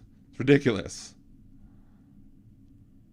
Jolie, I had a stuffed jalapeno once that was so insanely hot. I had all those things going on, but it was so good I couldn't stop eating it. Nice. P-Dubs never had Popeyes. Oh my God. Oh, you need to have Popeyes. Jeff Curry, usually jalapenos ain't hot. Let me tell you something. My mother-in-law decided to buy me a jalapeno pepper one day, and she gave it to me to eat. And I was like, okay, I like jalapeno peppers. I decided to eat that jalapeno, just bite it in. That MFer must have cross-pollinated with like a habanero or something. I don't know. That was so hot. It was like, you're trying to kill me. Are you trying? What did I do to you to hurt you? Because this is trying to murder me. Oh my God. It was so hot. It was ridiculous. There was one time, like one of my first weeks at one of my jobs, my first job out of college, working at the first employer out of college. And I'm sitting in my cubicle. I'm a little hungry. I go get a bag of chips from the machines, like some sort of, I think it might have been a habanero chip or something, or some sort of spicy potato chip. And I start eating the spicy potato chip. And it's so spicy that tears are just pouring down my eyes. It's so, like, again, snot, tears. And I just walk over to my coworker's desk, like over to the door of the cubicle, or to the entrance to the cubicle. And I'm sitting there and I'm like, hey, Rachel. And she looks at me. She's like, oh my God, what's wrong? And I'm like, you're crying? I'm like, I'm not really crying. I'm like, these chips are just so spicy that it's making me tearing this much. And she started laughing. Like, it was like, I just wanted to show you how spicy these chips are. They were just that spicy that, oh my God, it's ridiculously spicy. It's crazy. Is this Khalil? Hello? Yes. Yay, I remember. Hey. I remembered your number. What's going on, Khalil? Nothing much. Can I bring something up? Absolutely. Come on. What you got? I was at this place called Firefly, which is in my town. Uh-huh.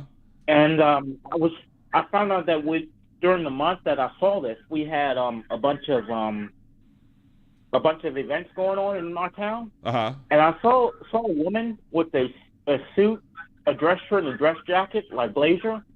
And she had a briefcase, and she had looked like a white disc and a blue folder. I'm like, who could that be? Because I was wondering if, in your line of work, if that's usually like sign of like lawyer or federal police officer, or federal police investigator, or something like that.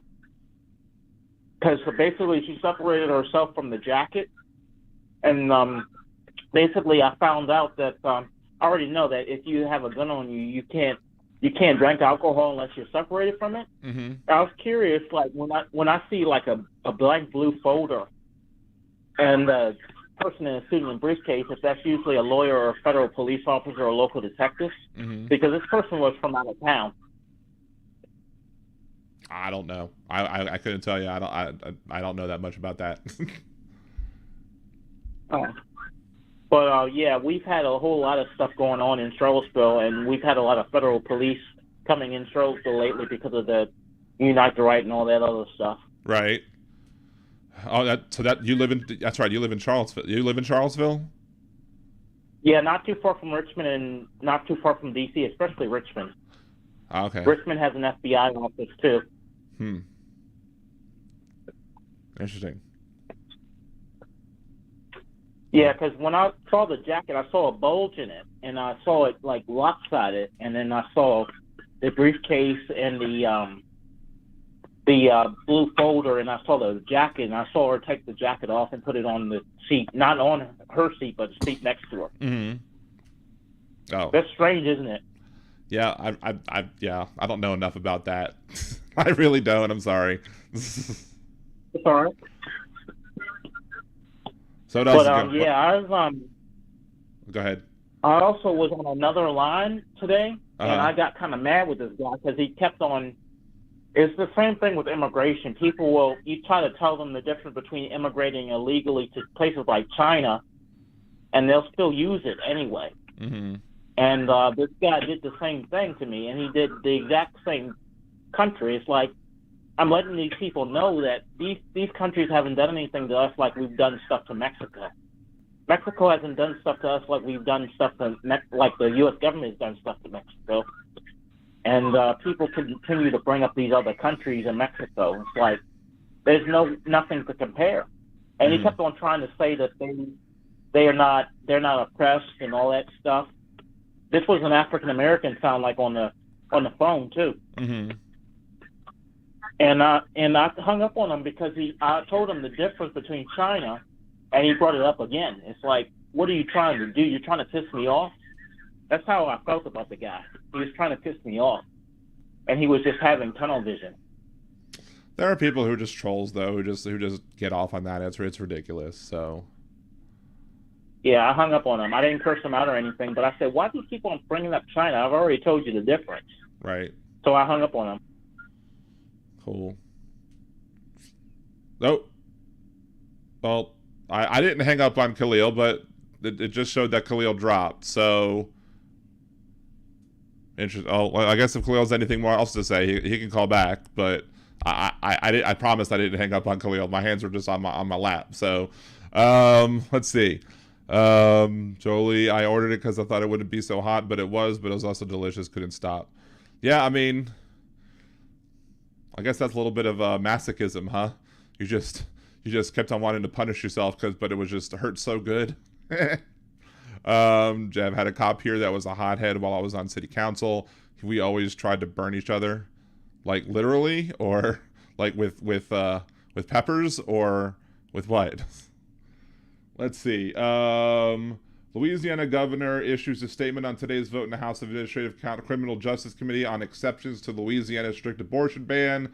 Governor Edwards' statement on the House Administration of Criminal Justice Committee's failure to pass HB 346.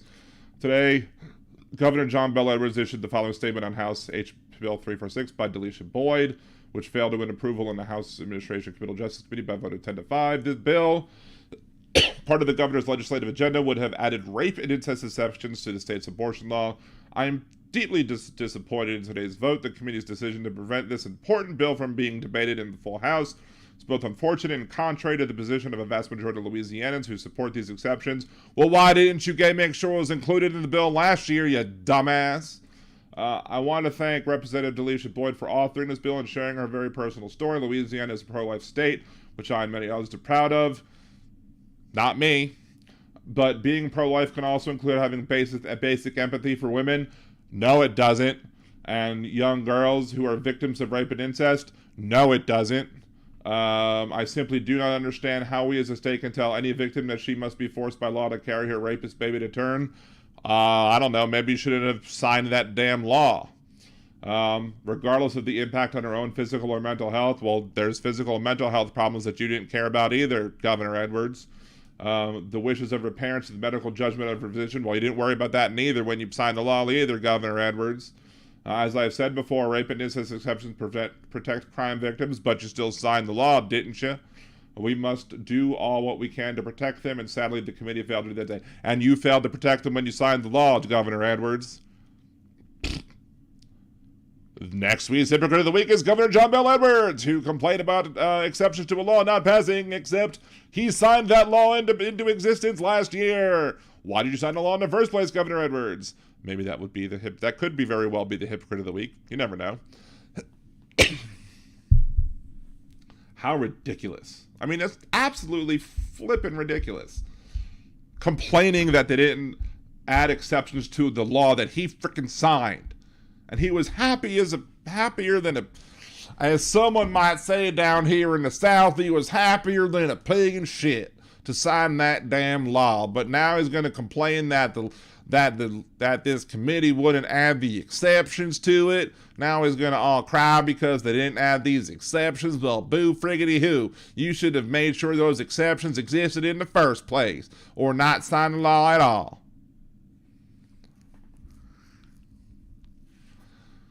I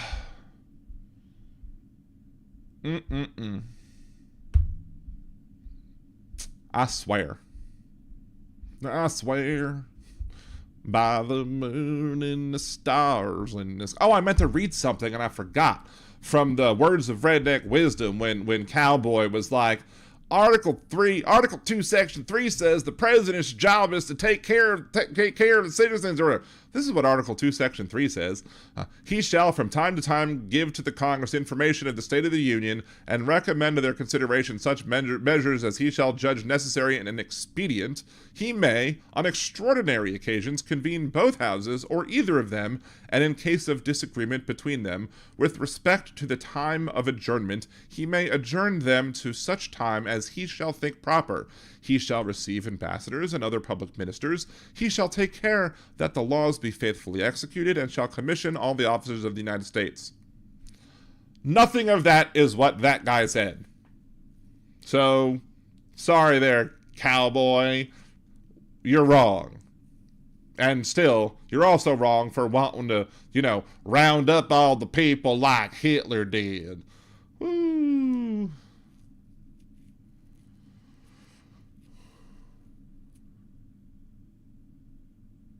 It's a Doppler test. I don't know. Are they using checking your weather?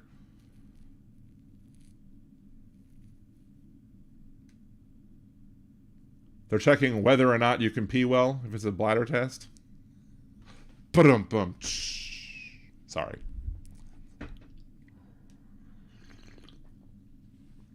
This is the part of the show where we don't take ourselves too seriously, because we're winding down. I'm really so annoyed. I should have made this video the other day. It's also the same tech for checking on a fetus, which is interesting. I might have brought this up before, but it's something I didn't know. Because there was a whole conversation about when you're doing an ultrasound, you don't actually hear the heartbeat of you're not actually hearing the heartbeat of the embryo. And it's for two ways. One, it's not a fully developed heart. The heart's not fully developed in a human fetus till about the 20th week. So that's A. But B, it's not even if you're saying you're not hearing the actual pulsating, it's not like when you hear a heart, it's not it's not that. What's happening is the ultrasound is detecting the electronic pulses that are being created by the blood vessel, and it's interpreting that into the sounds of the electronic sound. So when you hear the that's the interpretation of the electrical pulses as sound. So that's not the actual sound that's being made by the pulsating blood vessels. That's the interpretation of the pulsation that's being made by the machine. So when you hear the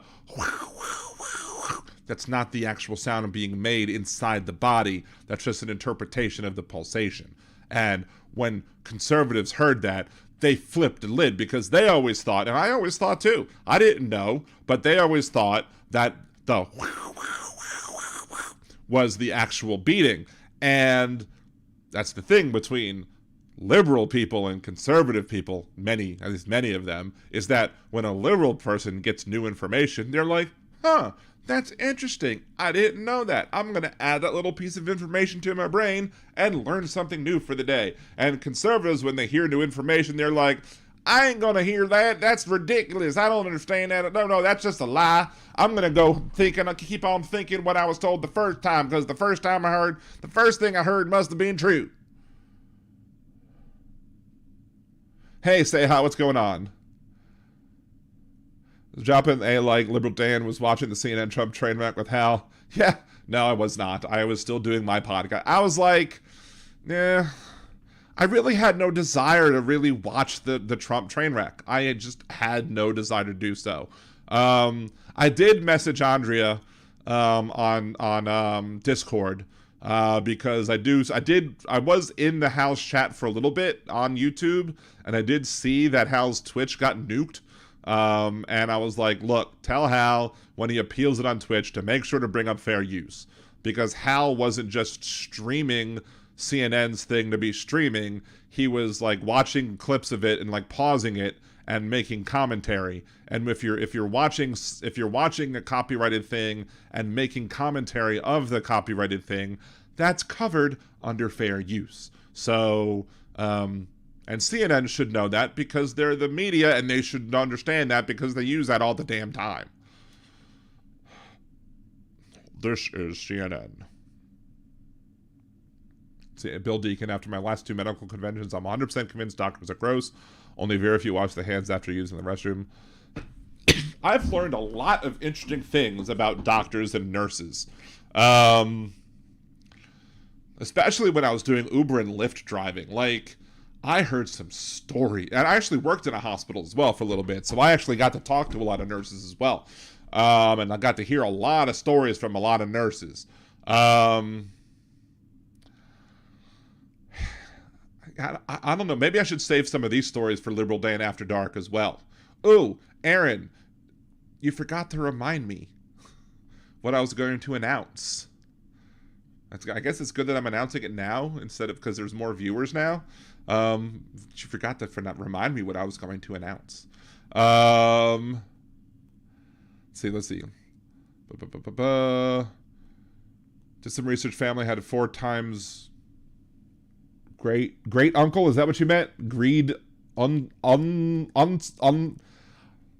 it reads greed unlc, but I'm assuming it's great uncle. That was hung into a well. That was the first known man of well hung.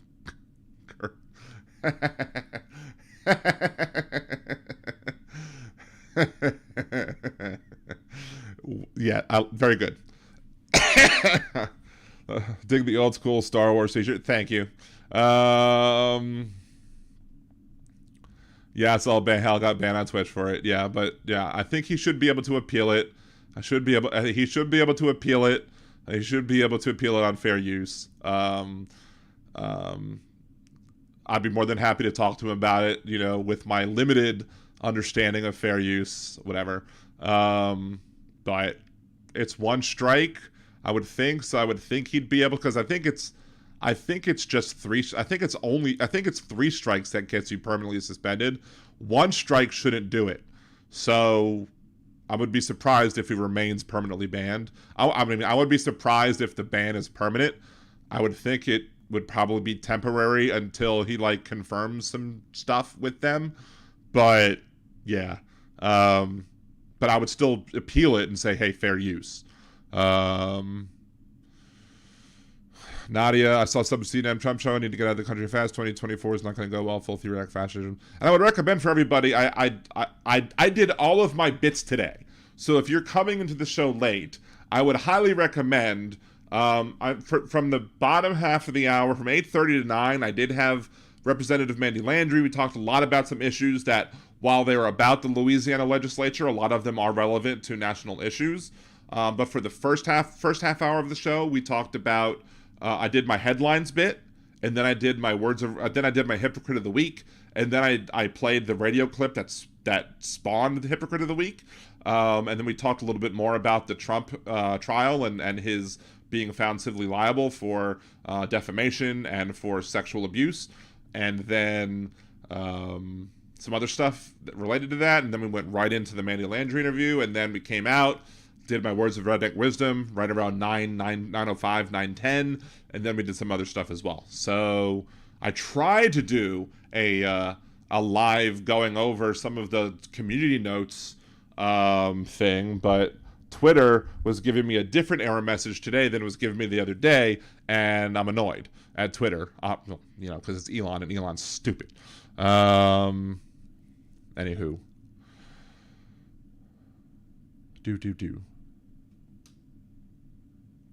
This time tomorrow night, Breaking Benjamin. This time tomorrow night, I'll probably still be on Twitch. I did get muted on Twitch last night for the first few minutes of my stream. I thought when it warned me that I got muted, I thought it was going to be because I had a little thing in my Disney Dreamlight Valley game that was playing It's a Small World, and I thought that was it. But no, it was something at the beginning of my game that got muted part of it, but the rest of the stream was fine. So I'm like, okay.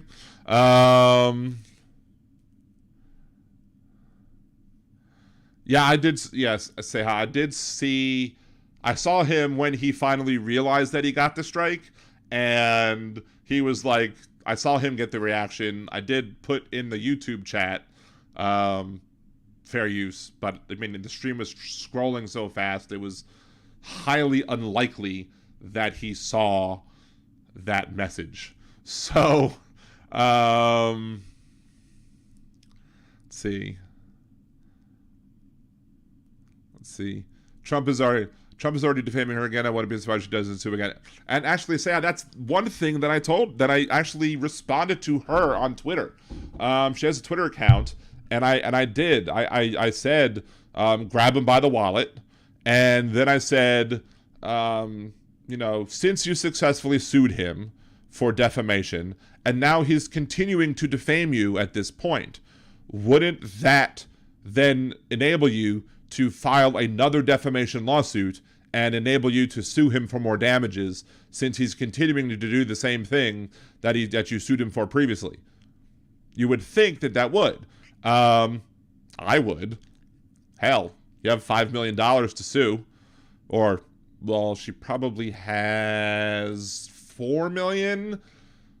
She probably has somewhere between $4 million and $3 million. Probably $4 million or $3.5 million. I don't know how much her legal fees were, but she probably netted somewhere between $3.5 and $4 million based on the legal fees. Hey, Bicycle Mike, how's it going? No problem. Human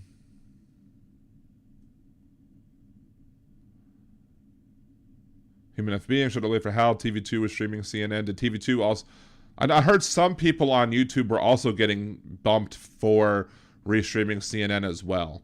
That's one of the reasons why when I am doing a live reaction to something, it is usually because I usually will do it off of YouTube first of all. Like I won't take the feed off of like CNN directly. I'll take it off of YouTube. Like I'll find the YouTube stream and I will try and take the feed. Like usually I try and get it, if it's governmental, I'll try and get it off of like C-SPAN. But there's some times where you can't. Like CNN obviously is not going to be on C-SPAN, so you can't get it on there. But if that's the case, like I probably won't do a live reaction on CNN. I'll probably try and do like clips instead of doing a live reaction at that point. Because at that point, or I'll do a live reaction I won't show the actual things.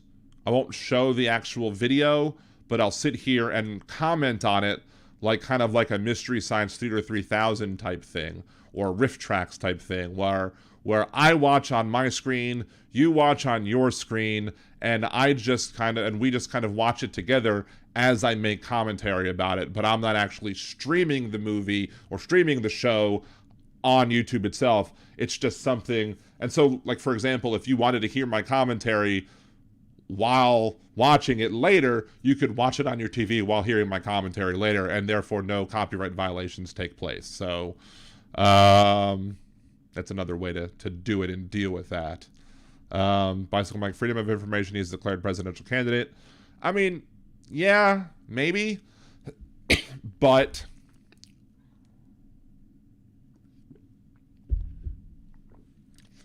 if it was just a simple rebroadcasting, yeah, I understand CNN's point. What Hal was doing, I think, is covered by fair use, but I also understand that there are companies that don't understand fair use and just attack, and will attack fair use and don't give a crap. On my nerdydan.com channel, I made a Game of Thrones type of video where I took a clip and like I did kind of like a reaction or some sort of video where I was kind of going over some clip and making like a theory or something about it. And I posted the video, right? Let's say I posted the video at 10 o'clock. At 10 o'clock right now. Let's say I posted the video at 10 o'clock.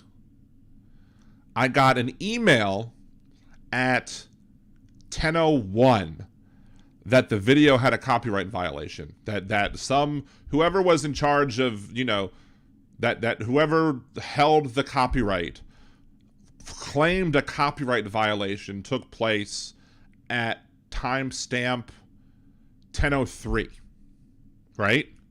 So at 10:01, I uploaded the video at 10 o'clock. At 10:01, I got an email saying that at timestamp 10:03, or at timestamp 3 minutes in, there was a copyright violation. So that automatically says that there was an automatic process that took place that scanned through the video that was uploaded and found this, what they believed to be a copyright violation. But I'm like, hey, it's fair use. This is just a clip that I'm using. It's fair use. I have the right to use this to make commentary on it. This is bogus. But they didn't care about it. They'll just go and they don't care.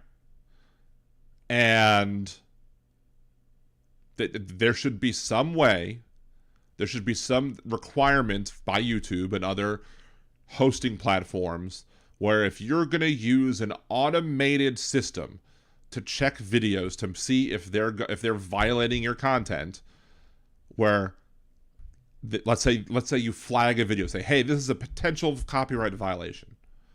You should then be required to have a human check it and say, okay, this is a copyright violation or this is a fair use. You should be required to have that. And then if you consistently file copyright claims when people are using fair use, you should then stop being able to claim copyright claims, because that should be considered abuse of the copyright claim system. That's just my opinion, my 2 cents on it.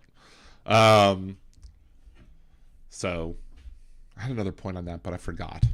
I forgot it in the train of thought that I had over the whole thing. I forgot what my point was going to be. My second point on that was going to be. So Dan, since we're always encouraged to like, subscribe, and share, should we put the brakes on tonight's house stream? What do you mean? I don't understand what you mean, Tim. Putting the brakes on tonight's house stream. I mean, no. I mean, I would always encourage you to like and share house stream. I mean, how's awesome? Share and like and subscribe to Hal, and share and like and subscribe me too.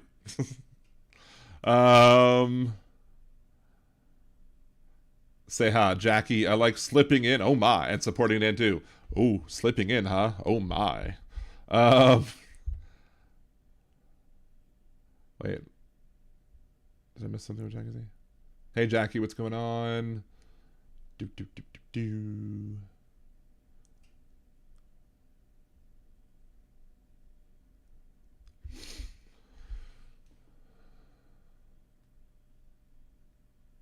So CNN sucks since Chris. Yeah, CNN is getting terrible.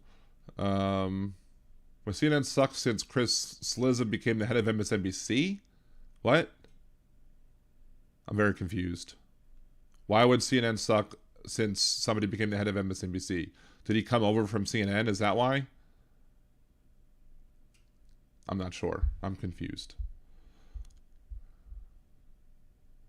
Yeah, CNN did have the head of CNN. I think now is a right-wing nutball, and now they're trying to make sure that they're fair, supposedly.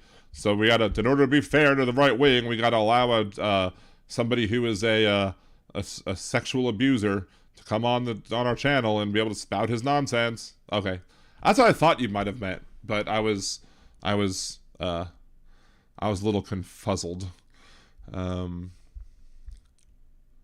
Yeah.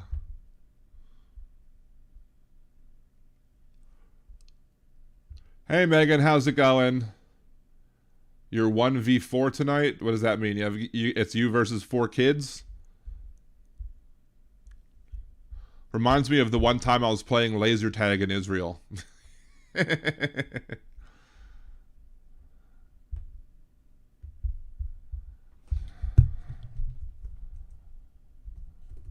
Let's see.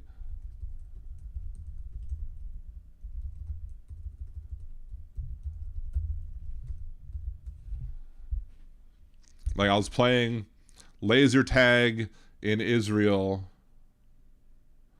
was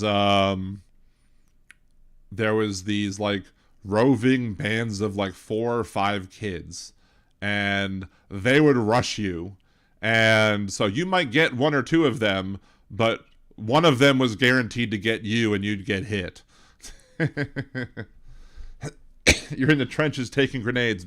Well, be safe. Don't get bloated up. So anyway, my announcement that I told Aaron about Sunday, I think it was, because I had a special Nerdy Dan stream on Sunday. There may be a special late night Nerdy Dan stream on Friday at some point. I didn't live in Israel, but I did stay there for the summer. Like, I traveled around for the summer between my junior and senior year. It was like a youth group trip or whatever.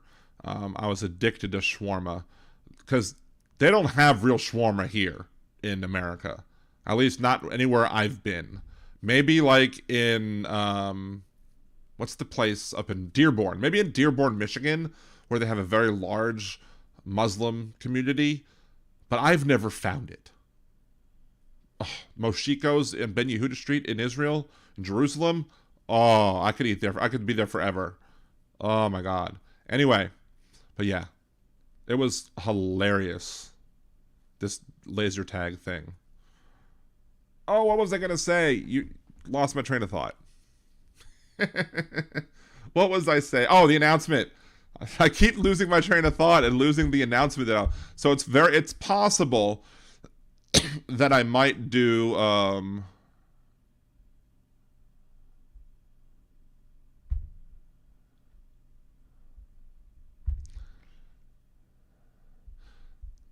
anyway. Well, I've been to New York City. I didn't see, I mean, they talk about shawarma. Now, here's the thing. I'll see chicken shawarma. Yeah. I'll see beef shawarma. Yeah. But I'll see gyros. Yeah. I've never found pure lamb shawarma. Supposedly there's a place in Metairie, which is a suburb of New Orleans, that has lamb shawarma. They announced it on Facebook. I don't believe them. I'm willing to go and try it. I'm not holding my breath to see whether or not they have anything close to what I had in Israel. But, yeah. Yeah, no. I don't believe it. I'll believe it when I taste it. When I taste the wonderful deliciousness of the well-seasoned lamb wrapped in pita with like tomato and cucumbers and tzatziki sauce. So good. So good. Big announcement. I don't know how big of an announcement it is, but it's an announcement.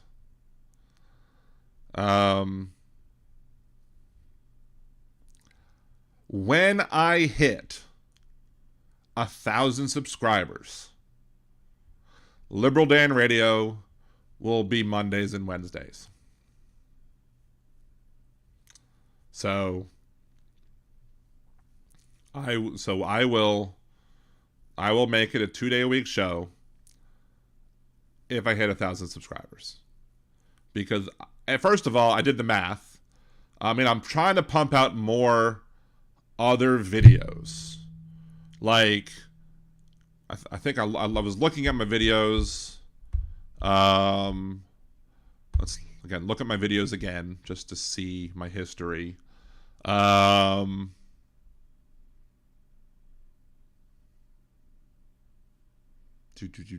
waiting for it to load.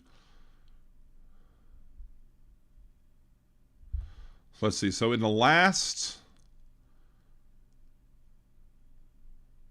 my last month and a half, because before the last month and a half, the last video that I posted that's not alive was in January, and that was just me saying no show tonight because I was sick, right? So in the last month and a half, I posted 9 new videos that aren't lives. There aren't live streams, right? So I'm trying to get more non-podcast content out there as well. 1, 2, 3, 4, 5, 6 of them are Fat Man Rants. 2 of them are coming to terms with activism. Of course, one of those are both a Fat Man Rant and coming to terms with activism, so it's like a dual video. 2 of them are shorts that I uploaded from TikToks that I made or whatever. But so I'm trying to put more of that content up there. But I did the math.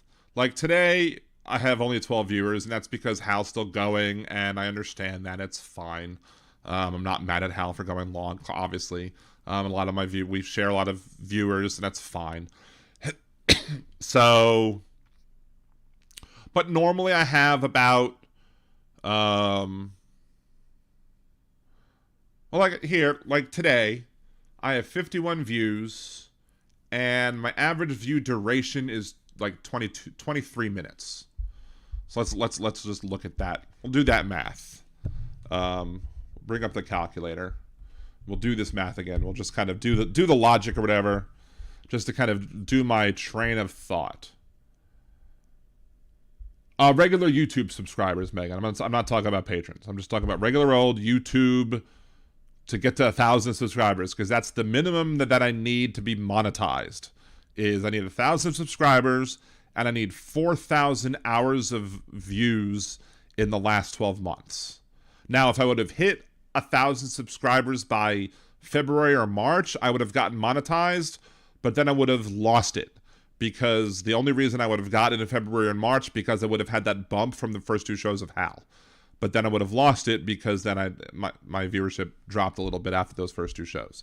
So 51 viewers times average view duration of 23.5 is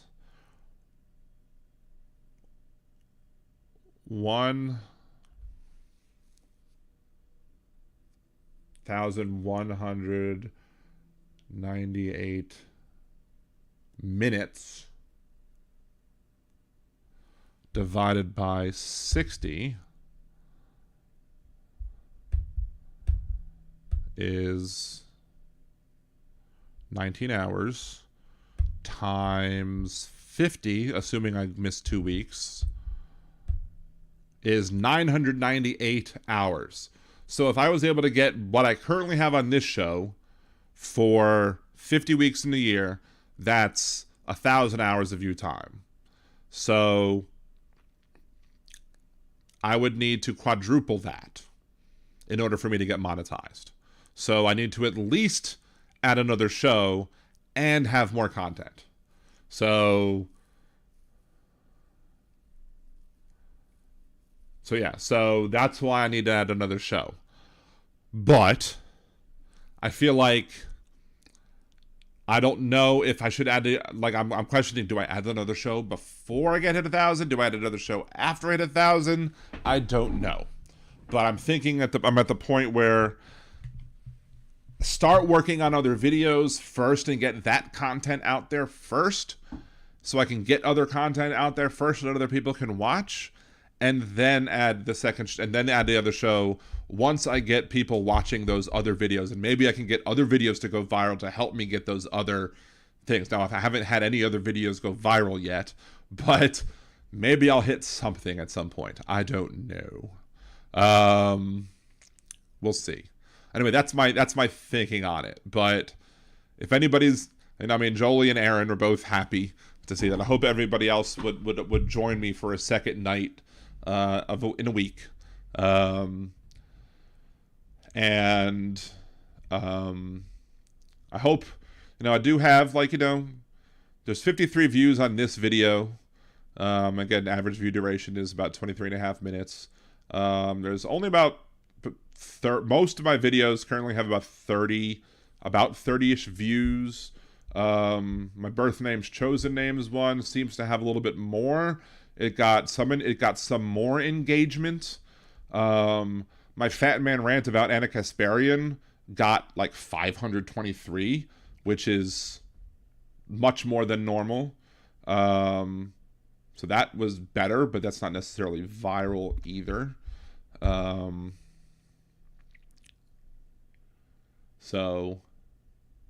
if you look at like my last 365 days of YouTube, my last 365 days, I have 3.5 thousand watch time hours.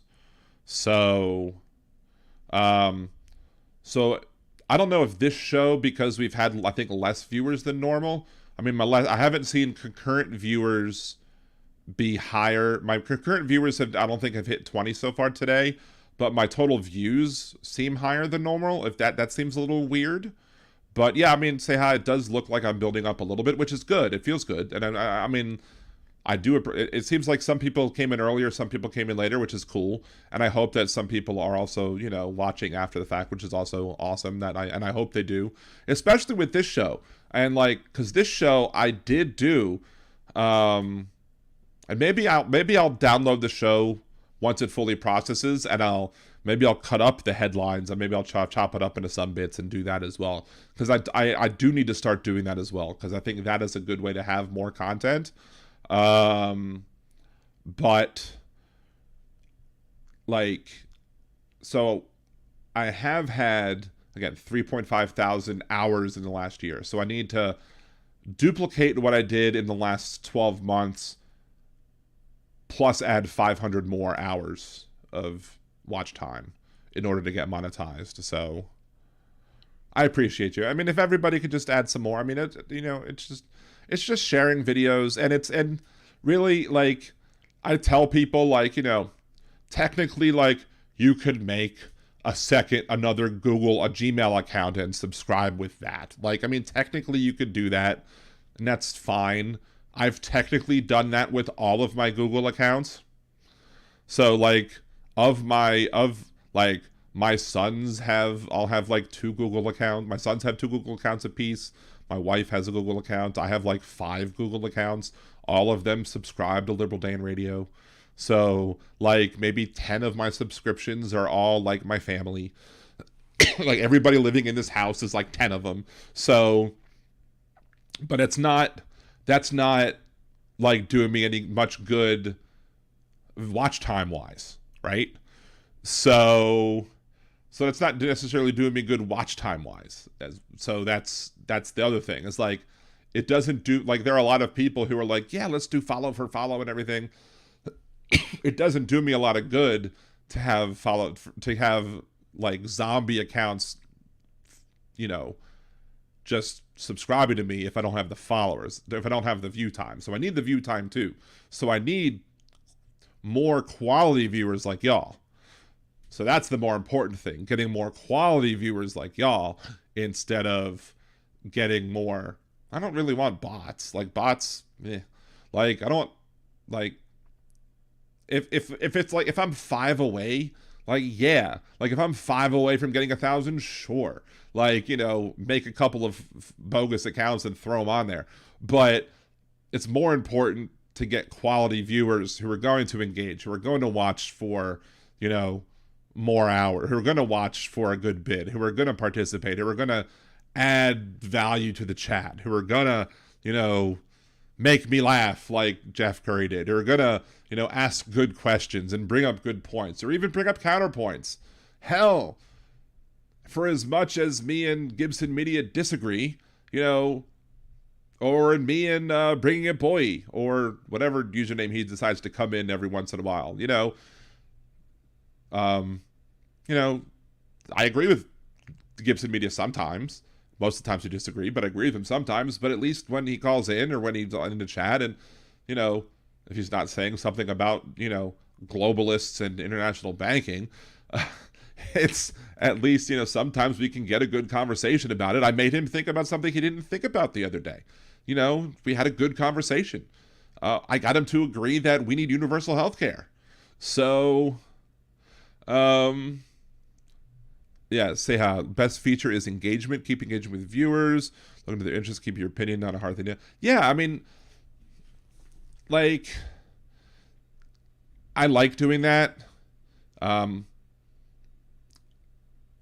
like, it's a catch-22 because I want to be big enough to where it can be monetized.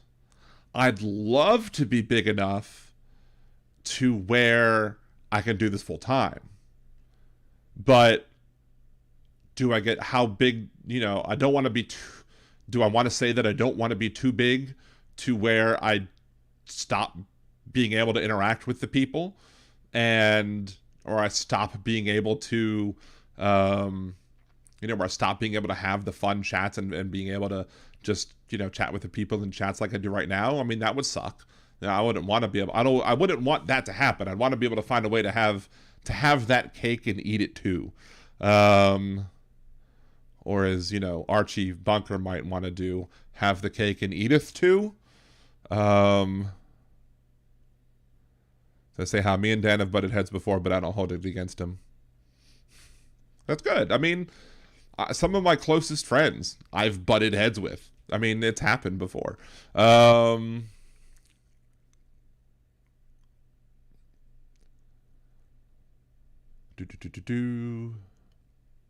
actually, I do an imitation of Edith Bunker as well.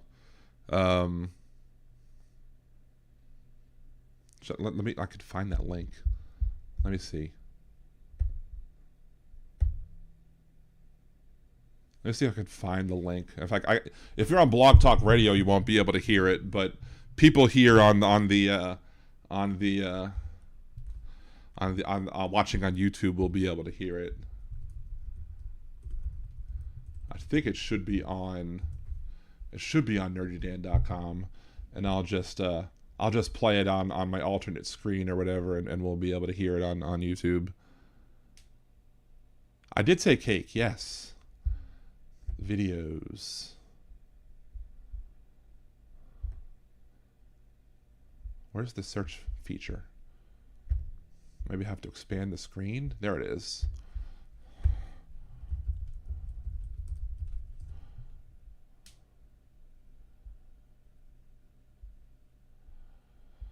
Alright, so here we are. Let's bring this down here. If anybody is watching and wearing headphones, this is a headphone check moment right here. So you might want to lower your headphones a little bit if you're watching with headphones, because if you're watching with headphones, this might hurt. If anybody watches wrestling again, I don't know if the wrestling fans are in here, but if anybody watches wrestling, the person who I'm singing this is Bill Apter, and he is somebody who's very well known in wrestling, and he's the one doing Archie. So here you go. All right, are you ready, dear? Take two. Oh, the way Glenn Miller played songs that made the hit parade. Guys like us, we had it made. Those were the days, and you knew who you were then. Guys was guys and men was men. Mister, we could use a man like Herbert Hoover again. Didn't have no welfare states. Everybody pulled his weight. Gee, our older sour and great. Those were the days. And actually, I think I have a better version of that somewhere, but there it is. That's me as Edith. I would have done it just live, but I don't want to. Andrea comes in the middle of me doing the All in the Family. That's not my best version. that is not my best version. I have a better version out there. Songs that played the hit parade. I just didn't want to wake up the family. There's another version, I think, on TikTok that with me and him when he came down for WrestleMania. he called me up to do my Macho Man imitation, and then he was like, well, I called you up here to do something else. And because he was like, who can do a Macho Man imitation? And I was like, I guess I can do one. And he wanted me to do that because he anticipated me saying that just so I could do something else, just so I could do that one. So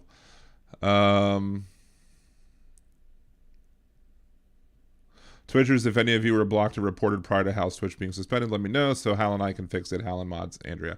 I did see your message on Twitter. I'll have to see it. There's a link or something that you sent? I'll have to see that after the show, I guess. I don't know what you meant by the staff link, but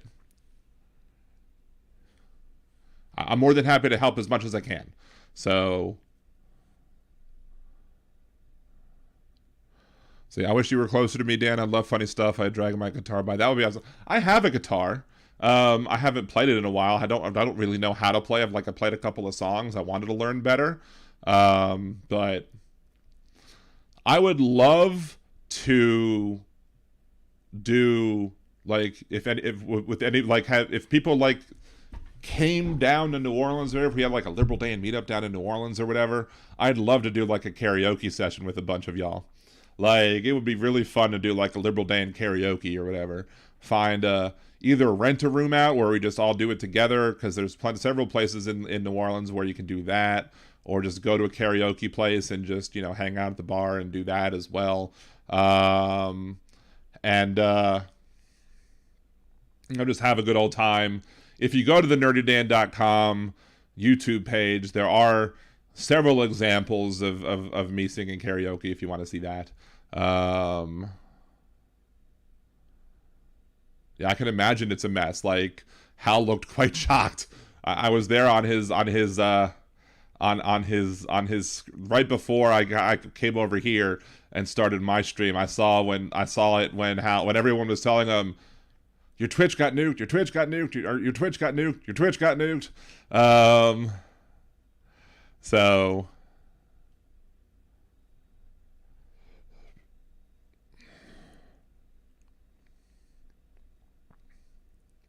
my thing is I used to play the saxophone in middle school, so I could have read the sheet music back then, but I wouldn't know how to either read the sheet music or the tabs.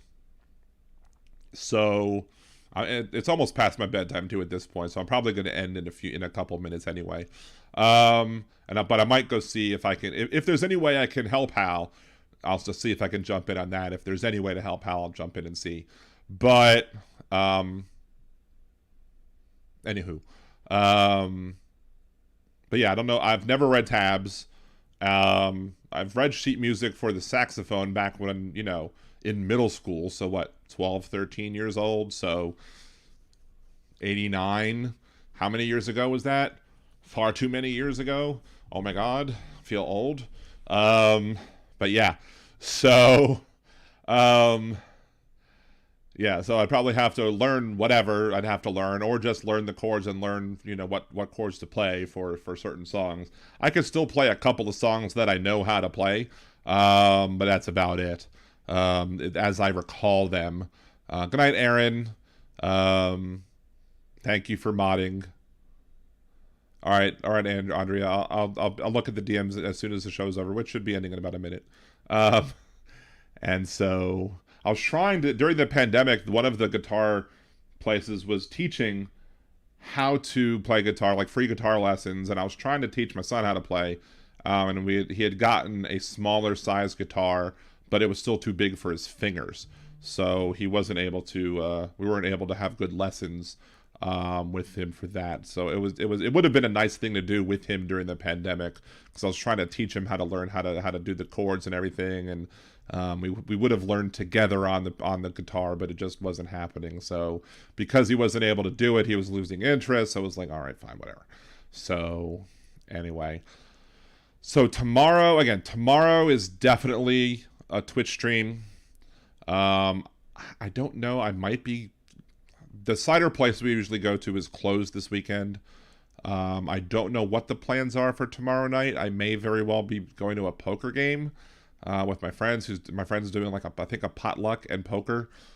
So I might go hang out with my friends a little bit.